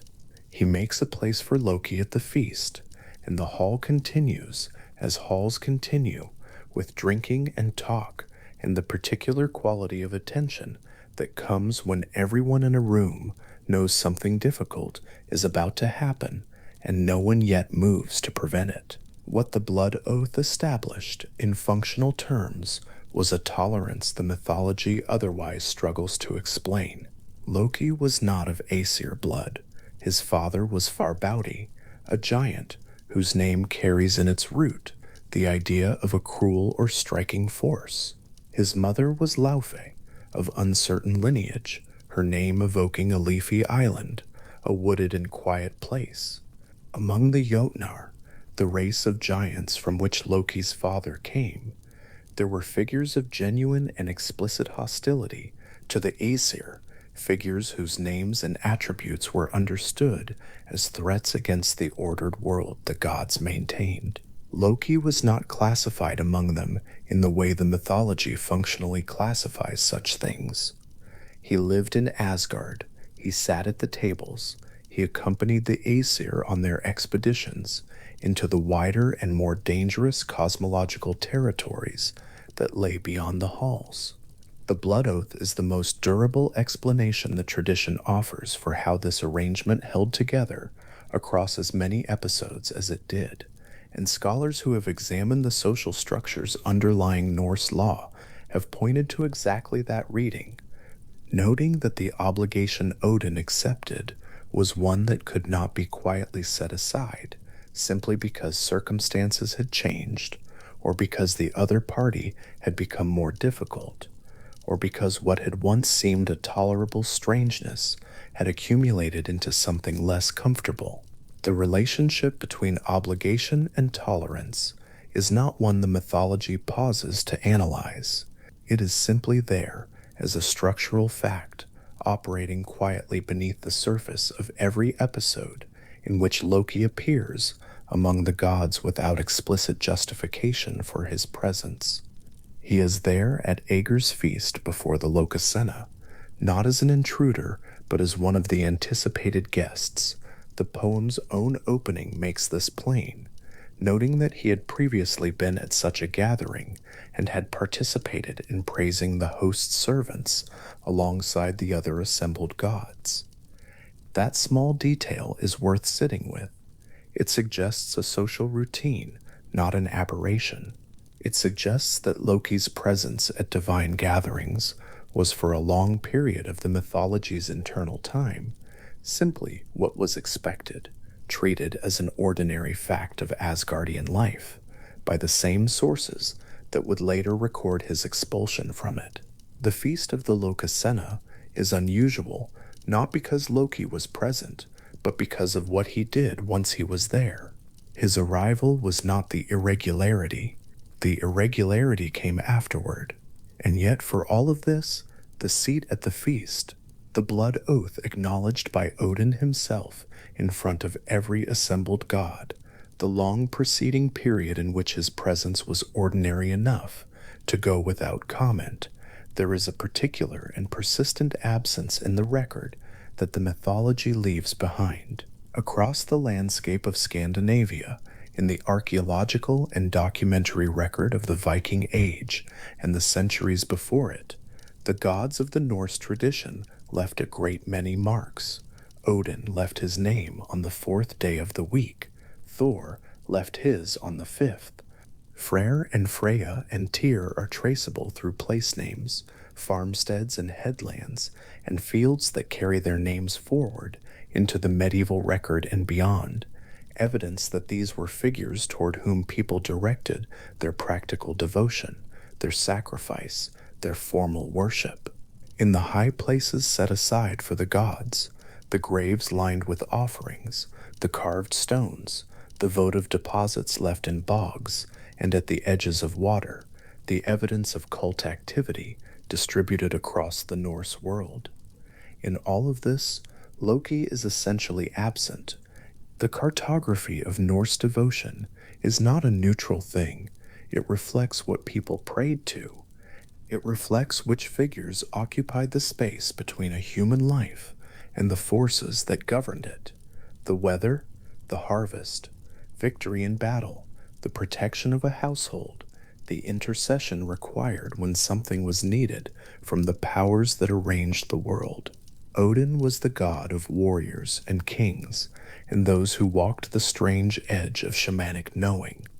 Thor was the god of the ordinary free farmer, the thunder that brought rain, the hammer that blessed marriages and protected the home. Freyr and Frey were associated with fertility, prosperity, the turning of the year.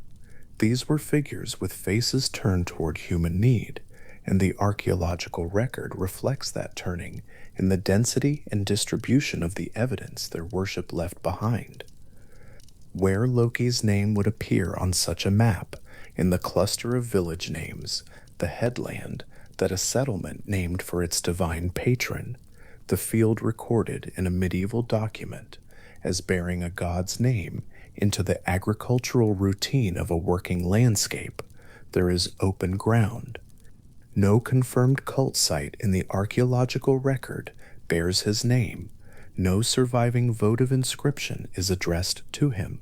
No account of formal sacrifice directed specifically to Loki survives in any contemporary source from the Viking Age itself.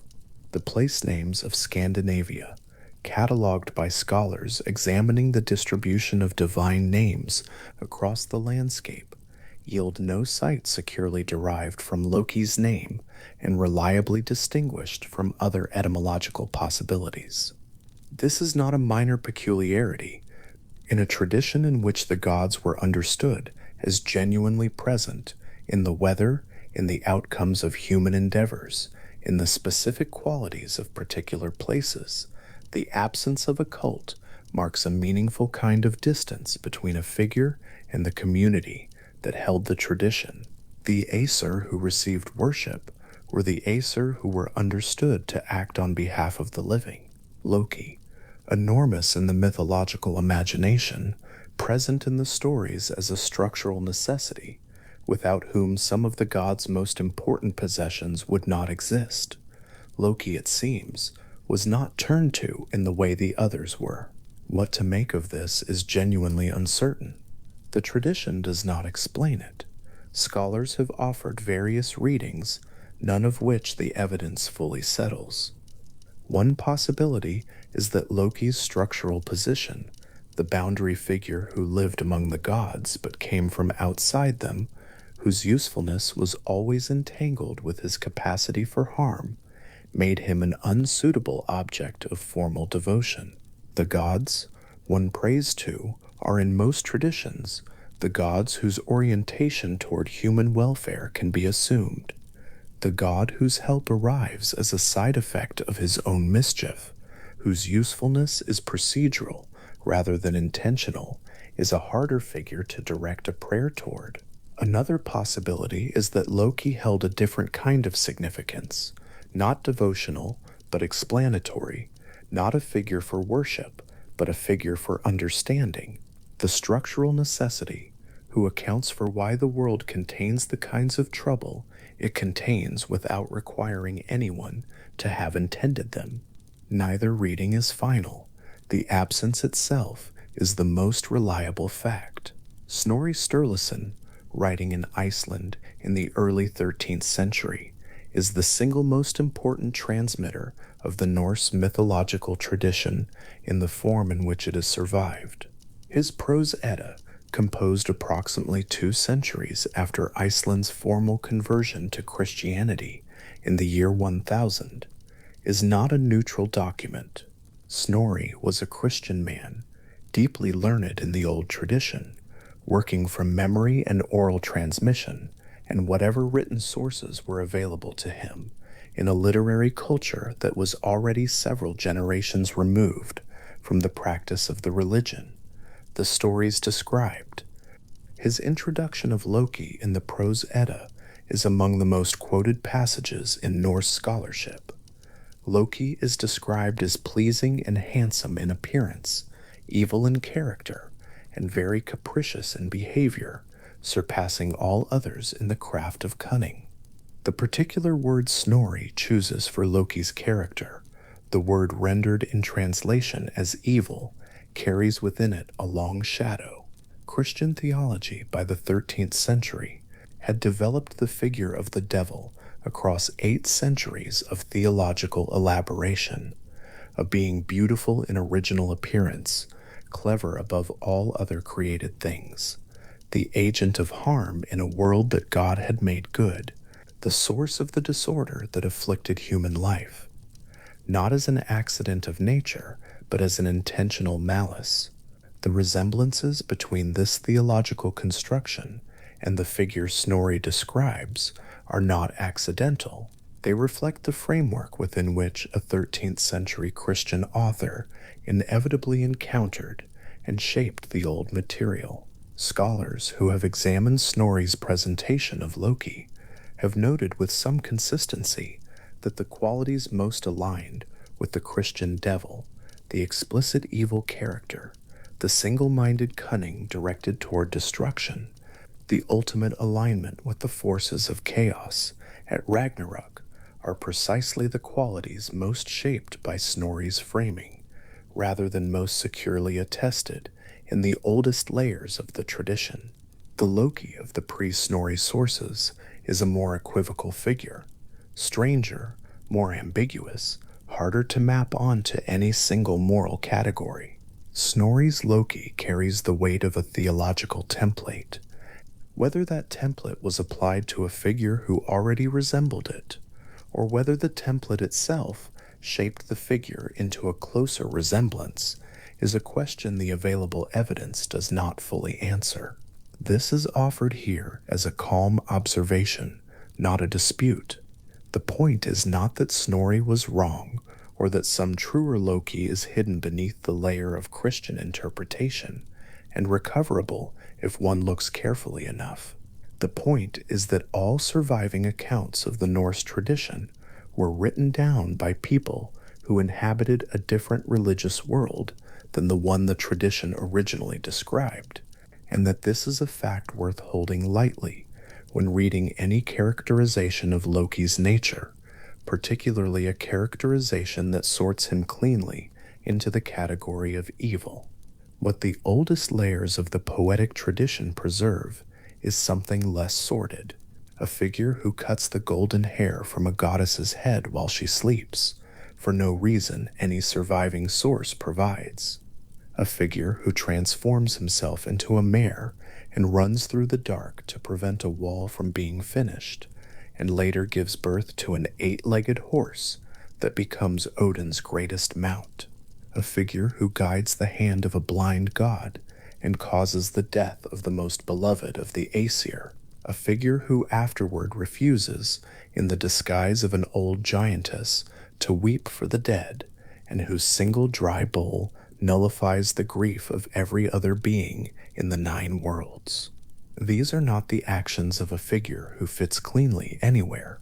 They are the actions of a figure the tradition itself could not quite categorize, and the attempt to categorize him as evil, as devil, as trickster, as necessary chaos has occupied scholarship for long enough that the occupation itself is now a significant body of literature.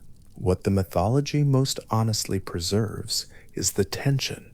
Within the same body of texts, Loki retrieves the god's greatest treasures from the dwarves of Nidavellir. He devises the plan that recovers Mjolnir from the giant who stole it. He accompanies Thor on expeditions that would have fared considerably worse without his particular kind of intelligence. He is present, useful, and apparently welcome for a long period of the mythology's internal arc, long enough that his presence at divine feasts was unremarkable, that his seat at the table required no explanation, that the blood oath between him and Odin operated as a functioning social fact rather than a source of ongoing tension, and then, without any single moment that functions as a clear threshold, the same qualities that made him useful become the instruments of genuine and irreversible harm. The question of when the transition happens, whether it was always inevitable, whether there was ever a version of the mythological world in which it did not, is exactly the question the tradition refuses to answer, and this refusal is itself significant. It suggests that the tension was the point, that a figure who could be sorted cleanly into helpful or harmful would have served a different mythological function than the one Loki actually serves. The gods, for their part, maintained the arrangement for as long as the blood oath held its weight. The Lokasenna's opening, that small note about Loki's prior presence at Aegir's feasts, his participation in praising the servants, the expectation of his continued inclusion, places the feast in a context of established routine. What happens at the feast is not the entry of a stranger into a gathering from which he was always excluded. It is the rupture of something that had been, up to that moment, ordinary. Loki arrives. The gods present include Odin, who has honored the blood oath. They include Thor, whose relationship with Loki was built across many shared expeditions into Jotunheimer and elsewhere. They include Freya, Tyr, Freyr, Njörður, Frigg, and others whose presence makes the hall a full accounting of the Aesir's assembled company. What Loki does at the feast, moving from one god to the next, addressing each in the particular verse form of the Lokasenna, cataloging with considerable precision the accusations that no one in the hall can fully and effectively deny, is not chaos introduced from outside the order. It is something that came from inside it, from a figure who knew these gods not as an observer, but as a long companion, who had eaten at their tables and traveled their roads, and was therefore in possession of exactly the knowledge most capable of damaging them. The blood oath, invoked at the beginning of the feast when Loki's right to be there is challenged, carries forward into the silence that follows each of his accusations. When Odin does not effectively answer, the blood between them is present in that silence as a structural fact. When the hall grows quieter with each exchange, The weight of the oath is part of what makes the silence heavy. The obligation Odin accepted, the mutual loyalty, the shared fate implied by the pressed blood, and the raised earth did not disappear simply because the situation had become uncomfortable. It persisted, and its persistence meant that the tolerance extended to Loki across the preceding period was not simply carelessness or oversight, but something the gods were structurally unable to withdraw without a commensurate act of their own, without doing what the blood brotherhood bound them not to do. Thor's arrival at the feast, with Mjolnir and with threats that the Lokasenna records as sufficient to silence Loki and drive him from the hall, represents the moment at which the accumulated weight of what has happened becomes heavier than the accumulated weight of what was owed. Loki leaves. The feast continues behind him. What the mythology records next is the pursuit, the capture, the binding, the point at which the social arrangement that had functioned, however uneasily, for the full preceding arc of the tradition, finally gives way to something different. But at the moment of departure, at the threshold of Aegir's hall with the firelight behind him and the open dark ahead, the figure walking away is not simply a villain expelled from a place he never belonged. He is someone walking out of a hall where he had a seat at the table, out of an arrangement that held for a long time before it broke, out of a blood oath that no longer had the force to hold him in place or protect him from what came next. The absence that the landscape preserves, the open ground where Loki's name should appear among the other divine names, if cult had been directed to him the way cult was directed to Odin and Thor and Freyr, does not quite contradict this picture. It adds a dimension to it. The figure who was present at every feast, acknowledged by Odin himself, useful to the gods in ways that their greatest possessions attest. This figure was also, simultaneously, the one no one prayed to, the one no settlement named itself after, the one who left no mark on the devotional landscape of the tradition that preserved him. There is something in that combination that the mythology never explains, and that the available evidence does not resolve, a gap between narrative importance and devotional practice that is itself a kind of characterization. The gods one names a village after are the gods one expects to continue to encounter in the ordinary run of human life.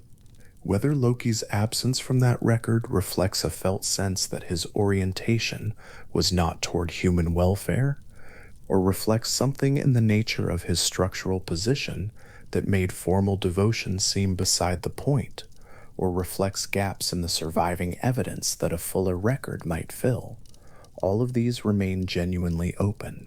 Snorri Sturluson, at his writing desk in 13th century Iceland, was not working in ignorance of the older material. He was working in a different relationship to it, as a scholar and literary man engaging with a tradition he considered culturally and historically significant, organizing it into the systematic account that has made the Prose Edda the single most important gateway to Norse mythology for every subsequent century of readers. The word he chose for Loki's character, the moral framework he applied to a figure the older sources had left deliberately unresolved. These choices are part of the text that has survived, and they have shaped every subsequent reading of the tradition, including all the ones that argue against them. This is not unusual. Most mythological traditions that survived into the medieval period did so through the mediation of authors who inhabited a different religious world than the one the tradition described. The Norse tradition is not unique in this. What is particular to Loki is the clarity with which the older material resists the simplification the later framing attempts. The degree to which the figure preserved in the oldest layers of the poetic tradition continues to strain against the moral categories imposed on him by Snorri's careful and influential hand. What the tradition holds in its oldest surviving form is a figure who cannot be placed. Not Aesir by blood, not Jotnar by function, useful beyond measure and harmful beyond repair, present at every feast and absent from every temple, bound to Odin by an oath as old as the pre-crisis mythology, and expelled from Odin's halls by the accumulated weight of what that oath could not finally contain. The blood brotherhood is the hinge on which the whole arrangement turns, the gesture that explains the tolerance, the obligation that held the social arrangement in place, the legal and metaphysical weight that Loki himself invokes in the Hall of Aegir when his right to a seat is contested. The oath is older than any of the mischief. It is older than any of the great retrievals. It exists in the mythological past at a depth that the narrative does not attempt to locate precisely, performed somewhere before the sequence of episodes through which the tradition moves, a foundational gesture whose consequences unfold across everything that comes after it. And at the other end of the tradition's arc, after the feast, after the departure into the dark beyond the firelight, after the capture and the binding that follow, the oath is still there, in whatever form surviving obligations take, when the relationship they governed has been broken by events that neither party can undo. Odin, who pressed his blood into the earth alongside Loki's in the mythological beforetime, is the same figure who presides over the order of Asgard that Loki's accumulated actions eventually unmade. The distance between that early gesture and its consequences is the distance the whole tradition travels. The raised sod, the mingled blood, the mutual loyalty sworn, these existed before any of the stories the tradition preserves, and their existence is what made the stories possible in the shape they took. The Lokasena preserves the moment of invocation, Loki at the threshold of the feast, the oath called up in front of everyone assembled, Odin's acknowledgement settling over the hall like something placed on a table. It is not a triumphant moment.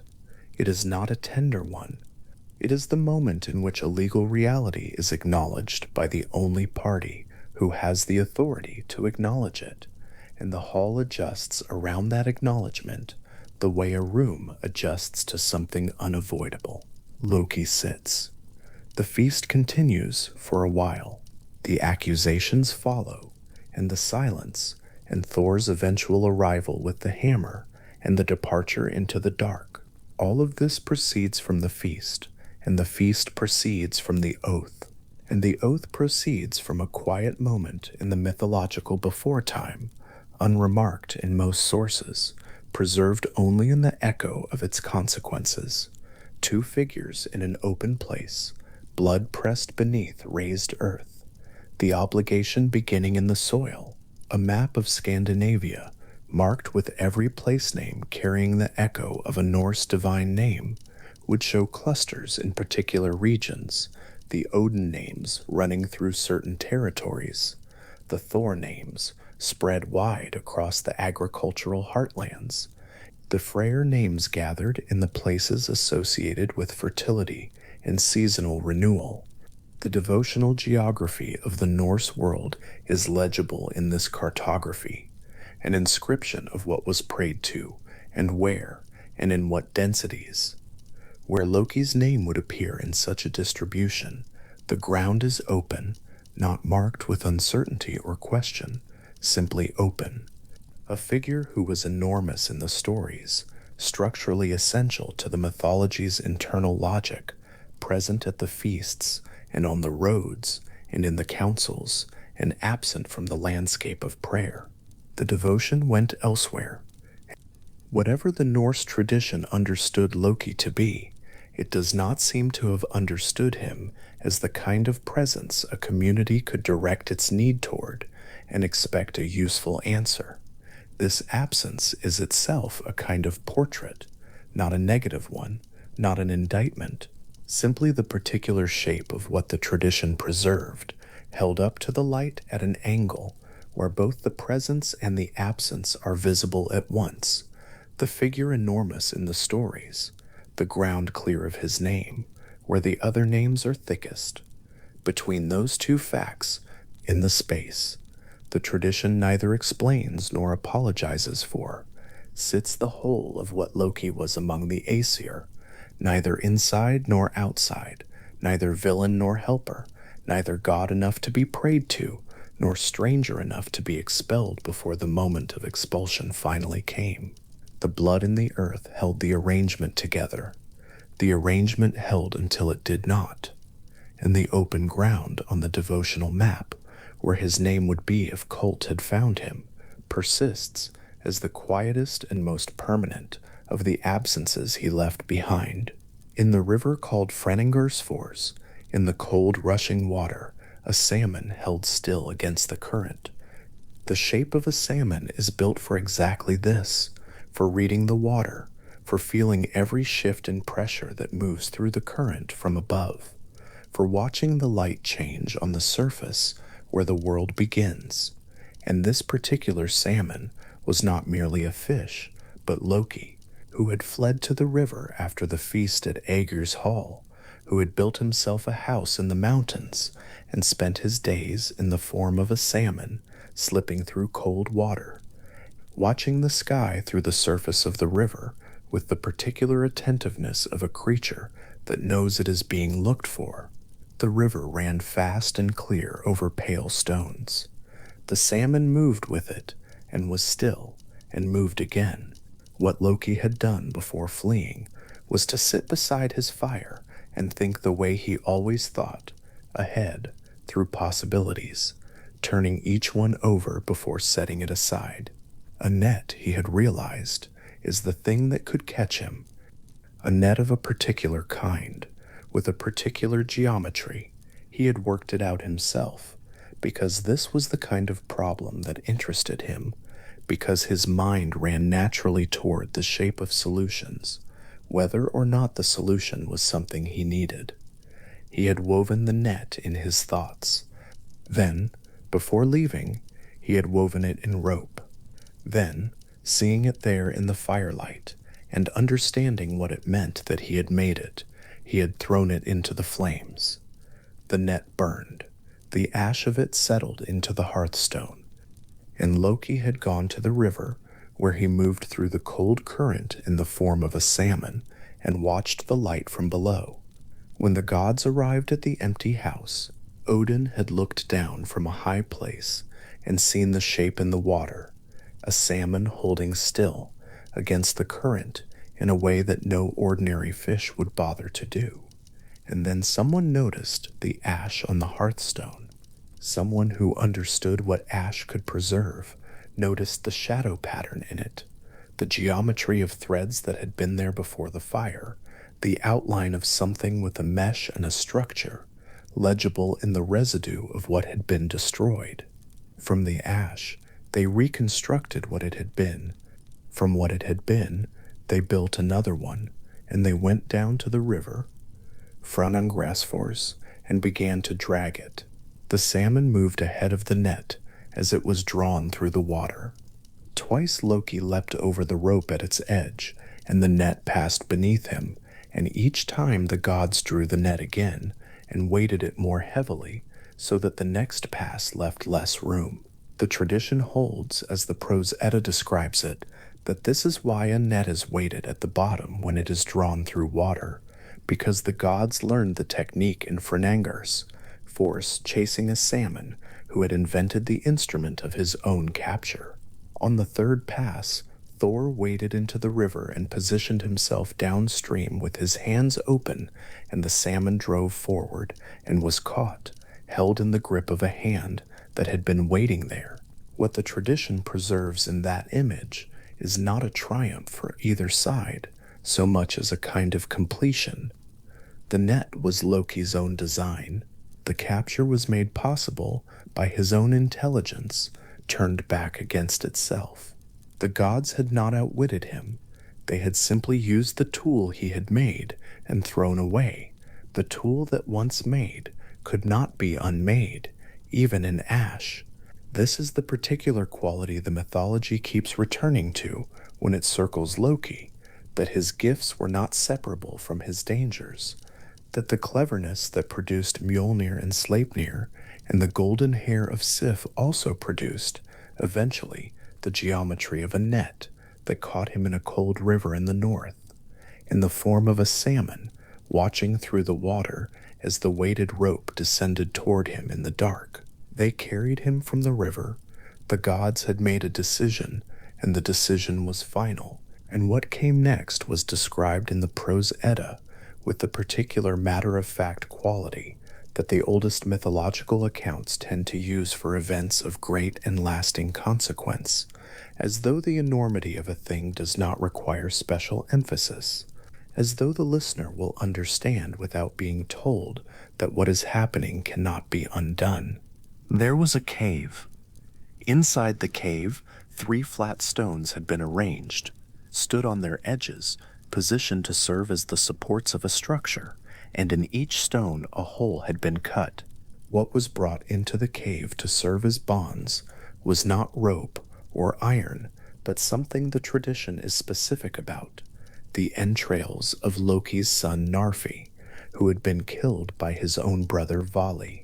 The gods had transformed Vali into a wolf for exactly this purpose, a transformation as deliberate and cold as the preparation of any instrument, and Vali in wolf form had killed his brother, and what remained of Narfi was carried into the cave and used to bind Loki to the 3 flat stones.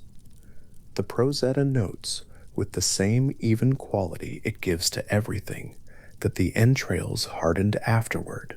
They became iron. What had been the body of Loki's son became something permanent and unyielding, and in that permanence Loki lay in the cave, on the 3 stones, in the dark, bound. Above his face, at a distance calibrated for precisely this purpose, Skadi, the mountain giantess, who had her own reckoning to make with Loki for the death of her father Thjazi, fastened a serpent.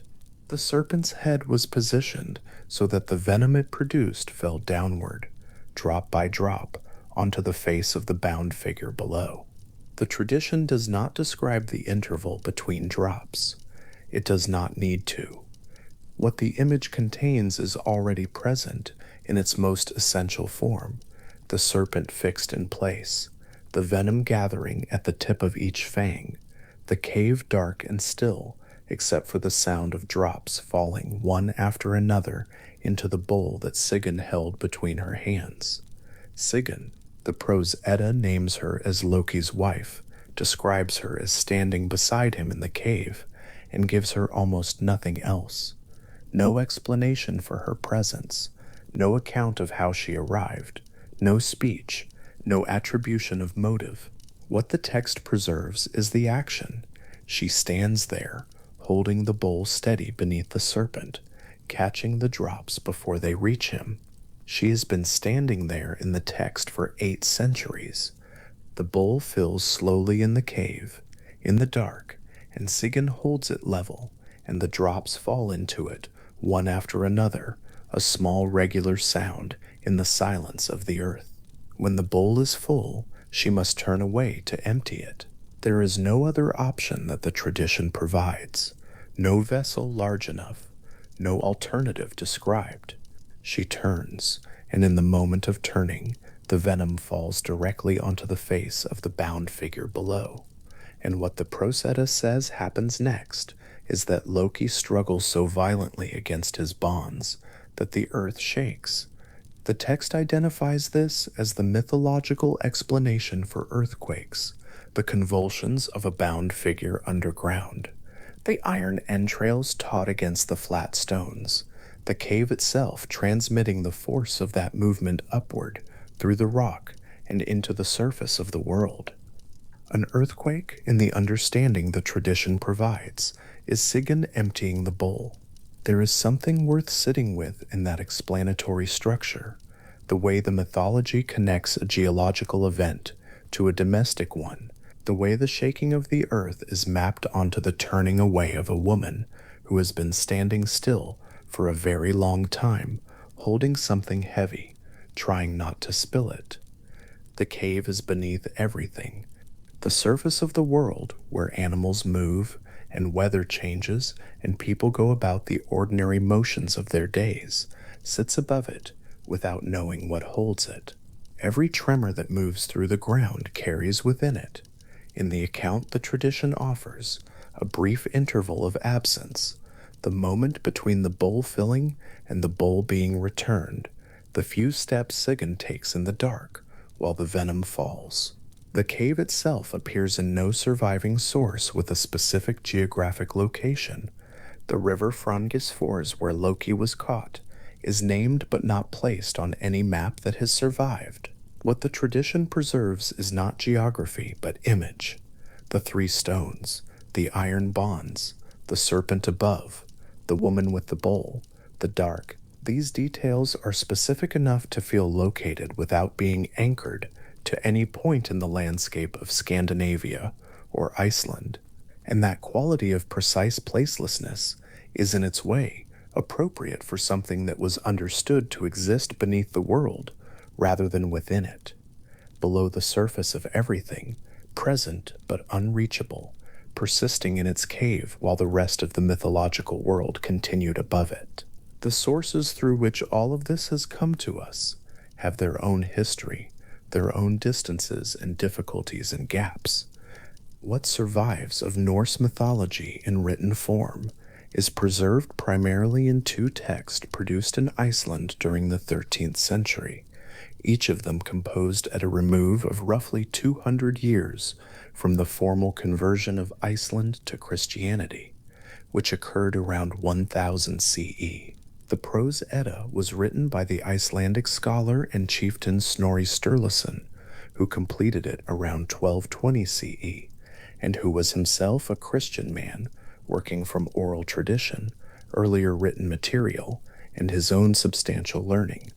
The Poetic Edda, the collection of mythological and heroic poems that constitutes the oldest and most irreplaceable record of Norse mythological poetry, survives in a manuscript called the Codex Regius, written out by hand in Iceland in the late 13th century, and preserved now in the Arni Magnusson Institute in Reykjavik, where it sits in the physical form of a small vellum book, its pages dense with the compressed alliterative verse of a tradition that was already old when the scribe who copied it was born.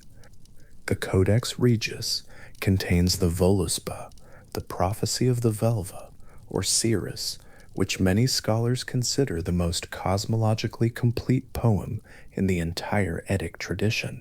It contains the Lokasenna, in which Loki moves through the hall of Aegir with his accusations. It contains the Thrimskvida, with its disguised Thor and its waiting handmaiden. It contains the account of Baldur's death in verse form, the lamentation of the gods, the failed gathering of grief from every corner of creation. All of it compressed into a manuscript, small enough to hold in both hands, on vellum made from the skin of animals, in a script that was read without difficulty by any educated Icelander of the period, and became progressively harder to read as the centuries moved on, and the tradition of the language changed around it. What it means that these stories were written down by Christian authors is a question the scholarship has not settled, and perhaps cannot settle with any finality. Snorri Sturluson was a sophisticated reader of the tradition he inherited.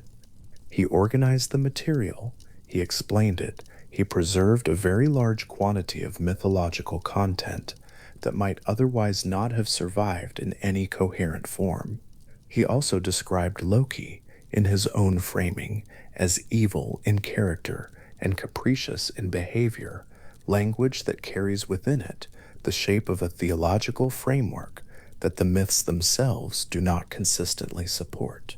The tradition that preceded Snorri's written account appears to have contained a figure more genuinely ambiguous, useful, and destructive by turns, bound to the gods by oath, categorized by no cosmological system available to him as simply one thing or the other.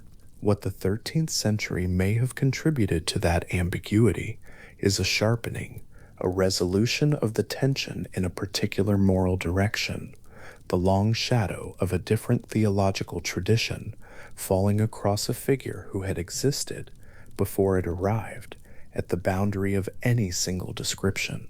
This does not mean Snorri invented Loki's darker qualities, or that the older tradition was without moral complexity of its own.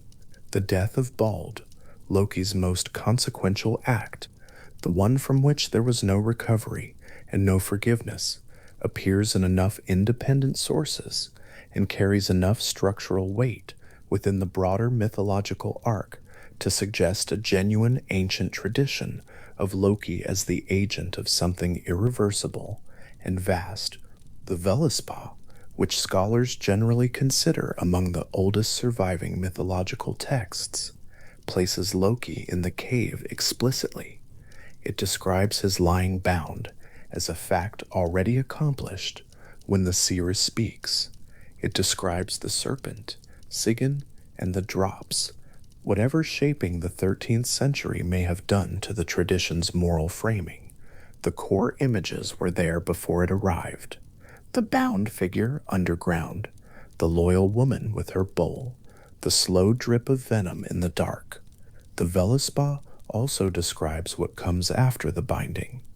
Among the events the seeress enumerates as signs of Ragnarok's approach is the freeing of Loki from his bonds, the cave opening, the iron of Narfi's entrails giving way, the bound figure rising. What he does after rising is specific. He takes the helm of a ship called Naglfar, which the tradition describes as constructed from the accumulated nails and toenails of the dead. Naglfar is understood to grow incrementally through every generation, each death adding to it, until at last it is complete enough to sail, and at Ragnarok it is complete. Loki sails it toward the final battle, carrying on board the forces that will meet the Aesir on the field of Vigrid, where the last engagements of the mythological world will be fought. The ship made from the nails of the dead is one of the stranger images in a tradition already accustomed to strange images.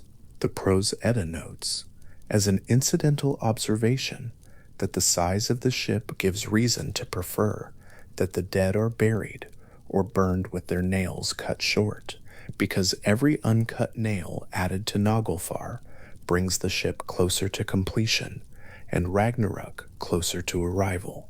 It is a cosmological ethic embedded in a grooming habit, a reminder that the ordinary actions of ordinary people in the world of the living are connected through a very long chain of consequence to the largest events in the mythological arc.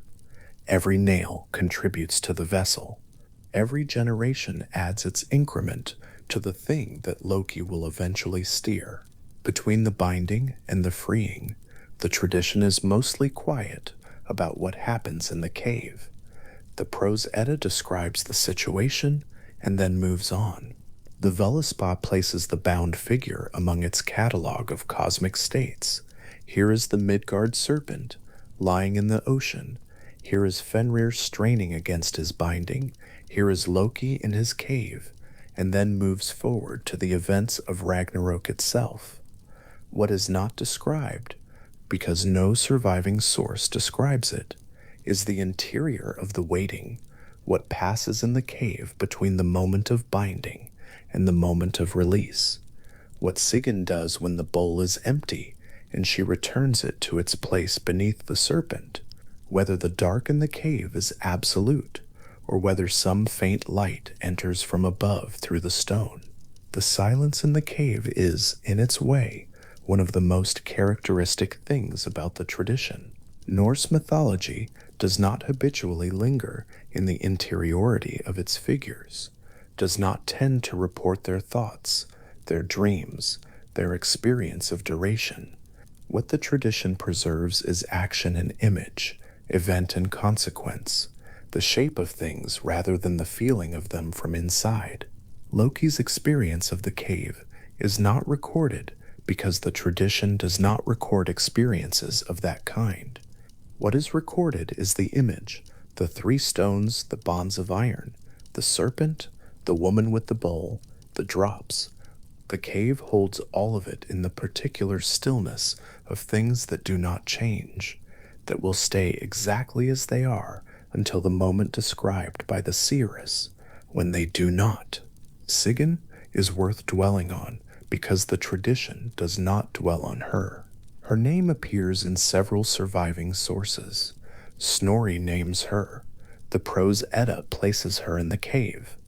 One verse in the poetic Edda gives her the epithet glad, in a form that scholars read as contextually bitter, and that is nearly the full extent of it.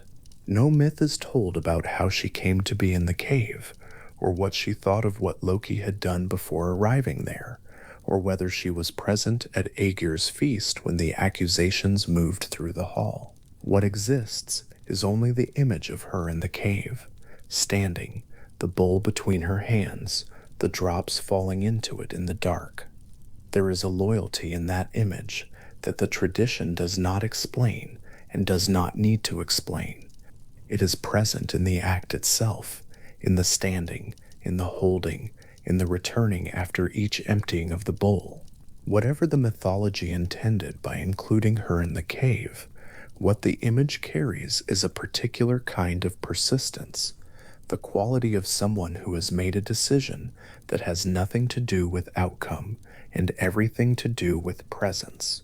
Sigyn is not described as an important figure in the cosmological architecture of the Norse world. She does not appear at Ragnarok in any surviving account. What she does is stand in a cave in the dark and catch the drops, and the tradition preserved that image for 800 years before it was written down, and then for 800 more years after it was, the image still exactly as it was when the first voice spoke it. The complete span of the mythological corpus, from the oldest traceable oral compositions to the late medieval manuscripts in which they survive, crosses something in the range of 1,000 years, though the exact depths are disputed and the gaps in the record are real. What exists at the far end of that span in the physical world of the present is the Codex Regius in its climate-controlled room in Reykjavik, and the several other manuscripts in which fragments of the tradition appear, and the scholarly apparatus that has grown up around them across the past 2 centuries, the editions and the commentaries, and the arguments about dating and the reconstructions of what the pre-Christian tradition might have looked like before the 13th century, set it down in its surviving form. All of this is the distance between the cave and the reading desk, between the image as it was first held and the image as it is held now, in whatever form the tradition takes when it passes through a given mind in a given century. The distance does not diminish the image. The 3 stones in the cave, the iron bonds, the serpent above, none of this has become less specific for having traveled so far. Sigyn's bowl is still the same bowl. The drops still fall at the same interval. The cave is still as dark as it was when the prose Edda first described it. What the transmission across centuries does is add a kind of weight to the image, the weight of all the people who held it between its origin and this moment, the generations through which it passed, the change of language and religion and cosmological framework around it. While the image itself remained stable at its center, the woman with the bowl in the cave, catching the drops. The Voluspa ends with a vision of renewal. After Ragnarok, after the final engagements on the field of Vigrid, the earth rises again from the water, green and ready. The surviving gods gather on the plain of Idavul and find in the grass the golden game pieces of the Aesir, objects from the first age of the gods, lying in the new grass of the world reborn. New gods are named. A new hall rises. The seeress describes a hall standing at a place called Gimle, brighter than the sun, where the righteous will dwell. Whether this vision of renewal was original to the tradition or was shaped by the Christian cosmology of the manuscript's era is a question that remains open, held by scholars at the same careful distance that most questions about the oldest layer of the tradition require. What the tradition does not describe in the accounts that survive is what happens to Loki after Ragnarok. The Voluspa follows him to the battle, the ship steered, the forces carried, the final engagement joined, and then the poem's frame does not return to him. Whether he falls in the battle, whether he persists into whatever comes after, whether the renewal described by the seeress includes or excludes the figure who was central to the disruption that preceded it, none of this is settled in any surviving source with clarity enough to rely on. The tradition leaves him at the helm of Nogfar, moving toward the field where everything ends, and in the Voluspa's vision, something else begins. What happens to the figure in the cave before that moment remains as it was: the three stones, the bonds, the serpent, the bowl, the drops. The drops falling into the bowl in the cave do not speed up or slow down as the narration draws toward its close. The image is not a metaphor for anything in particular. It is an image, specific, old, preserved in a manuscript, in Reykjavik, of a woman standing in the dark in a cave beneath the earth, holding a bowl beneath a serpent, while the figure bound to three flat stones below it lies still in the intermissions between venom and venom, between the filling of the bowl and its emptying, between the convulsions that shake the earth and the returning of the bowl to its place, and the quiet that follows. The quiet in the cave is not silence. There is the sound of the drops, one and then another, and the small sound of Sigin's breathing, and whatever small sounds the stone itself makes when it expands and contracts in the cold. But the quality the image carries, when it is held at rest in the imagination, is something very close to stillness. The stones are still, the bonds are still, the serpent is fixed in place. Loki is still, in the intervals, and Sigyn stands without moving, the bowl level in her hands, her attention on the space between the serpent's head and the bowl's rim, the drops falling into it, one after another in the dark. The Codex Regius is a small book. Scholars who have handled it describe vellum that is tightly written, the script compressed and careful, the work of a scribe who understood what he was preserving and moved across the page with the particular attentiveness of someone who knows that what he is setting down will be read by people he cannot imagine, in times he cannot foresee. The poems in it are older than the manuscript. The images in them are older than the poems.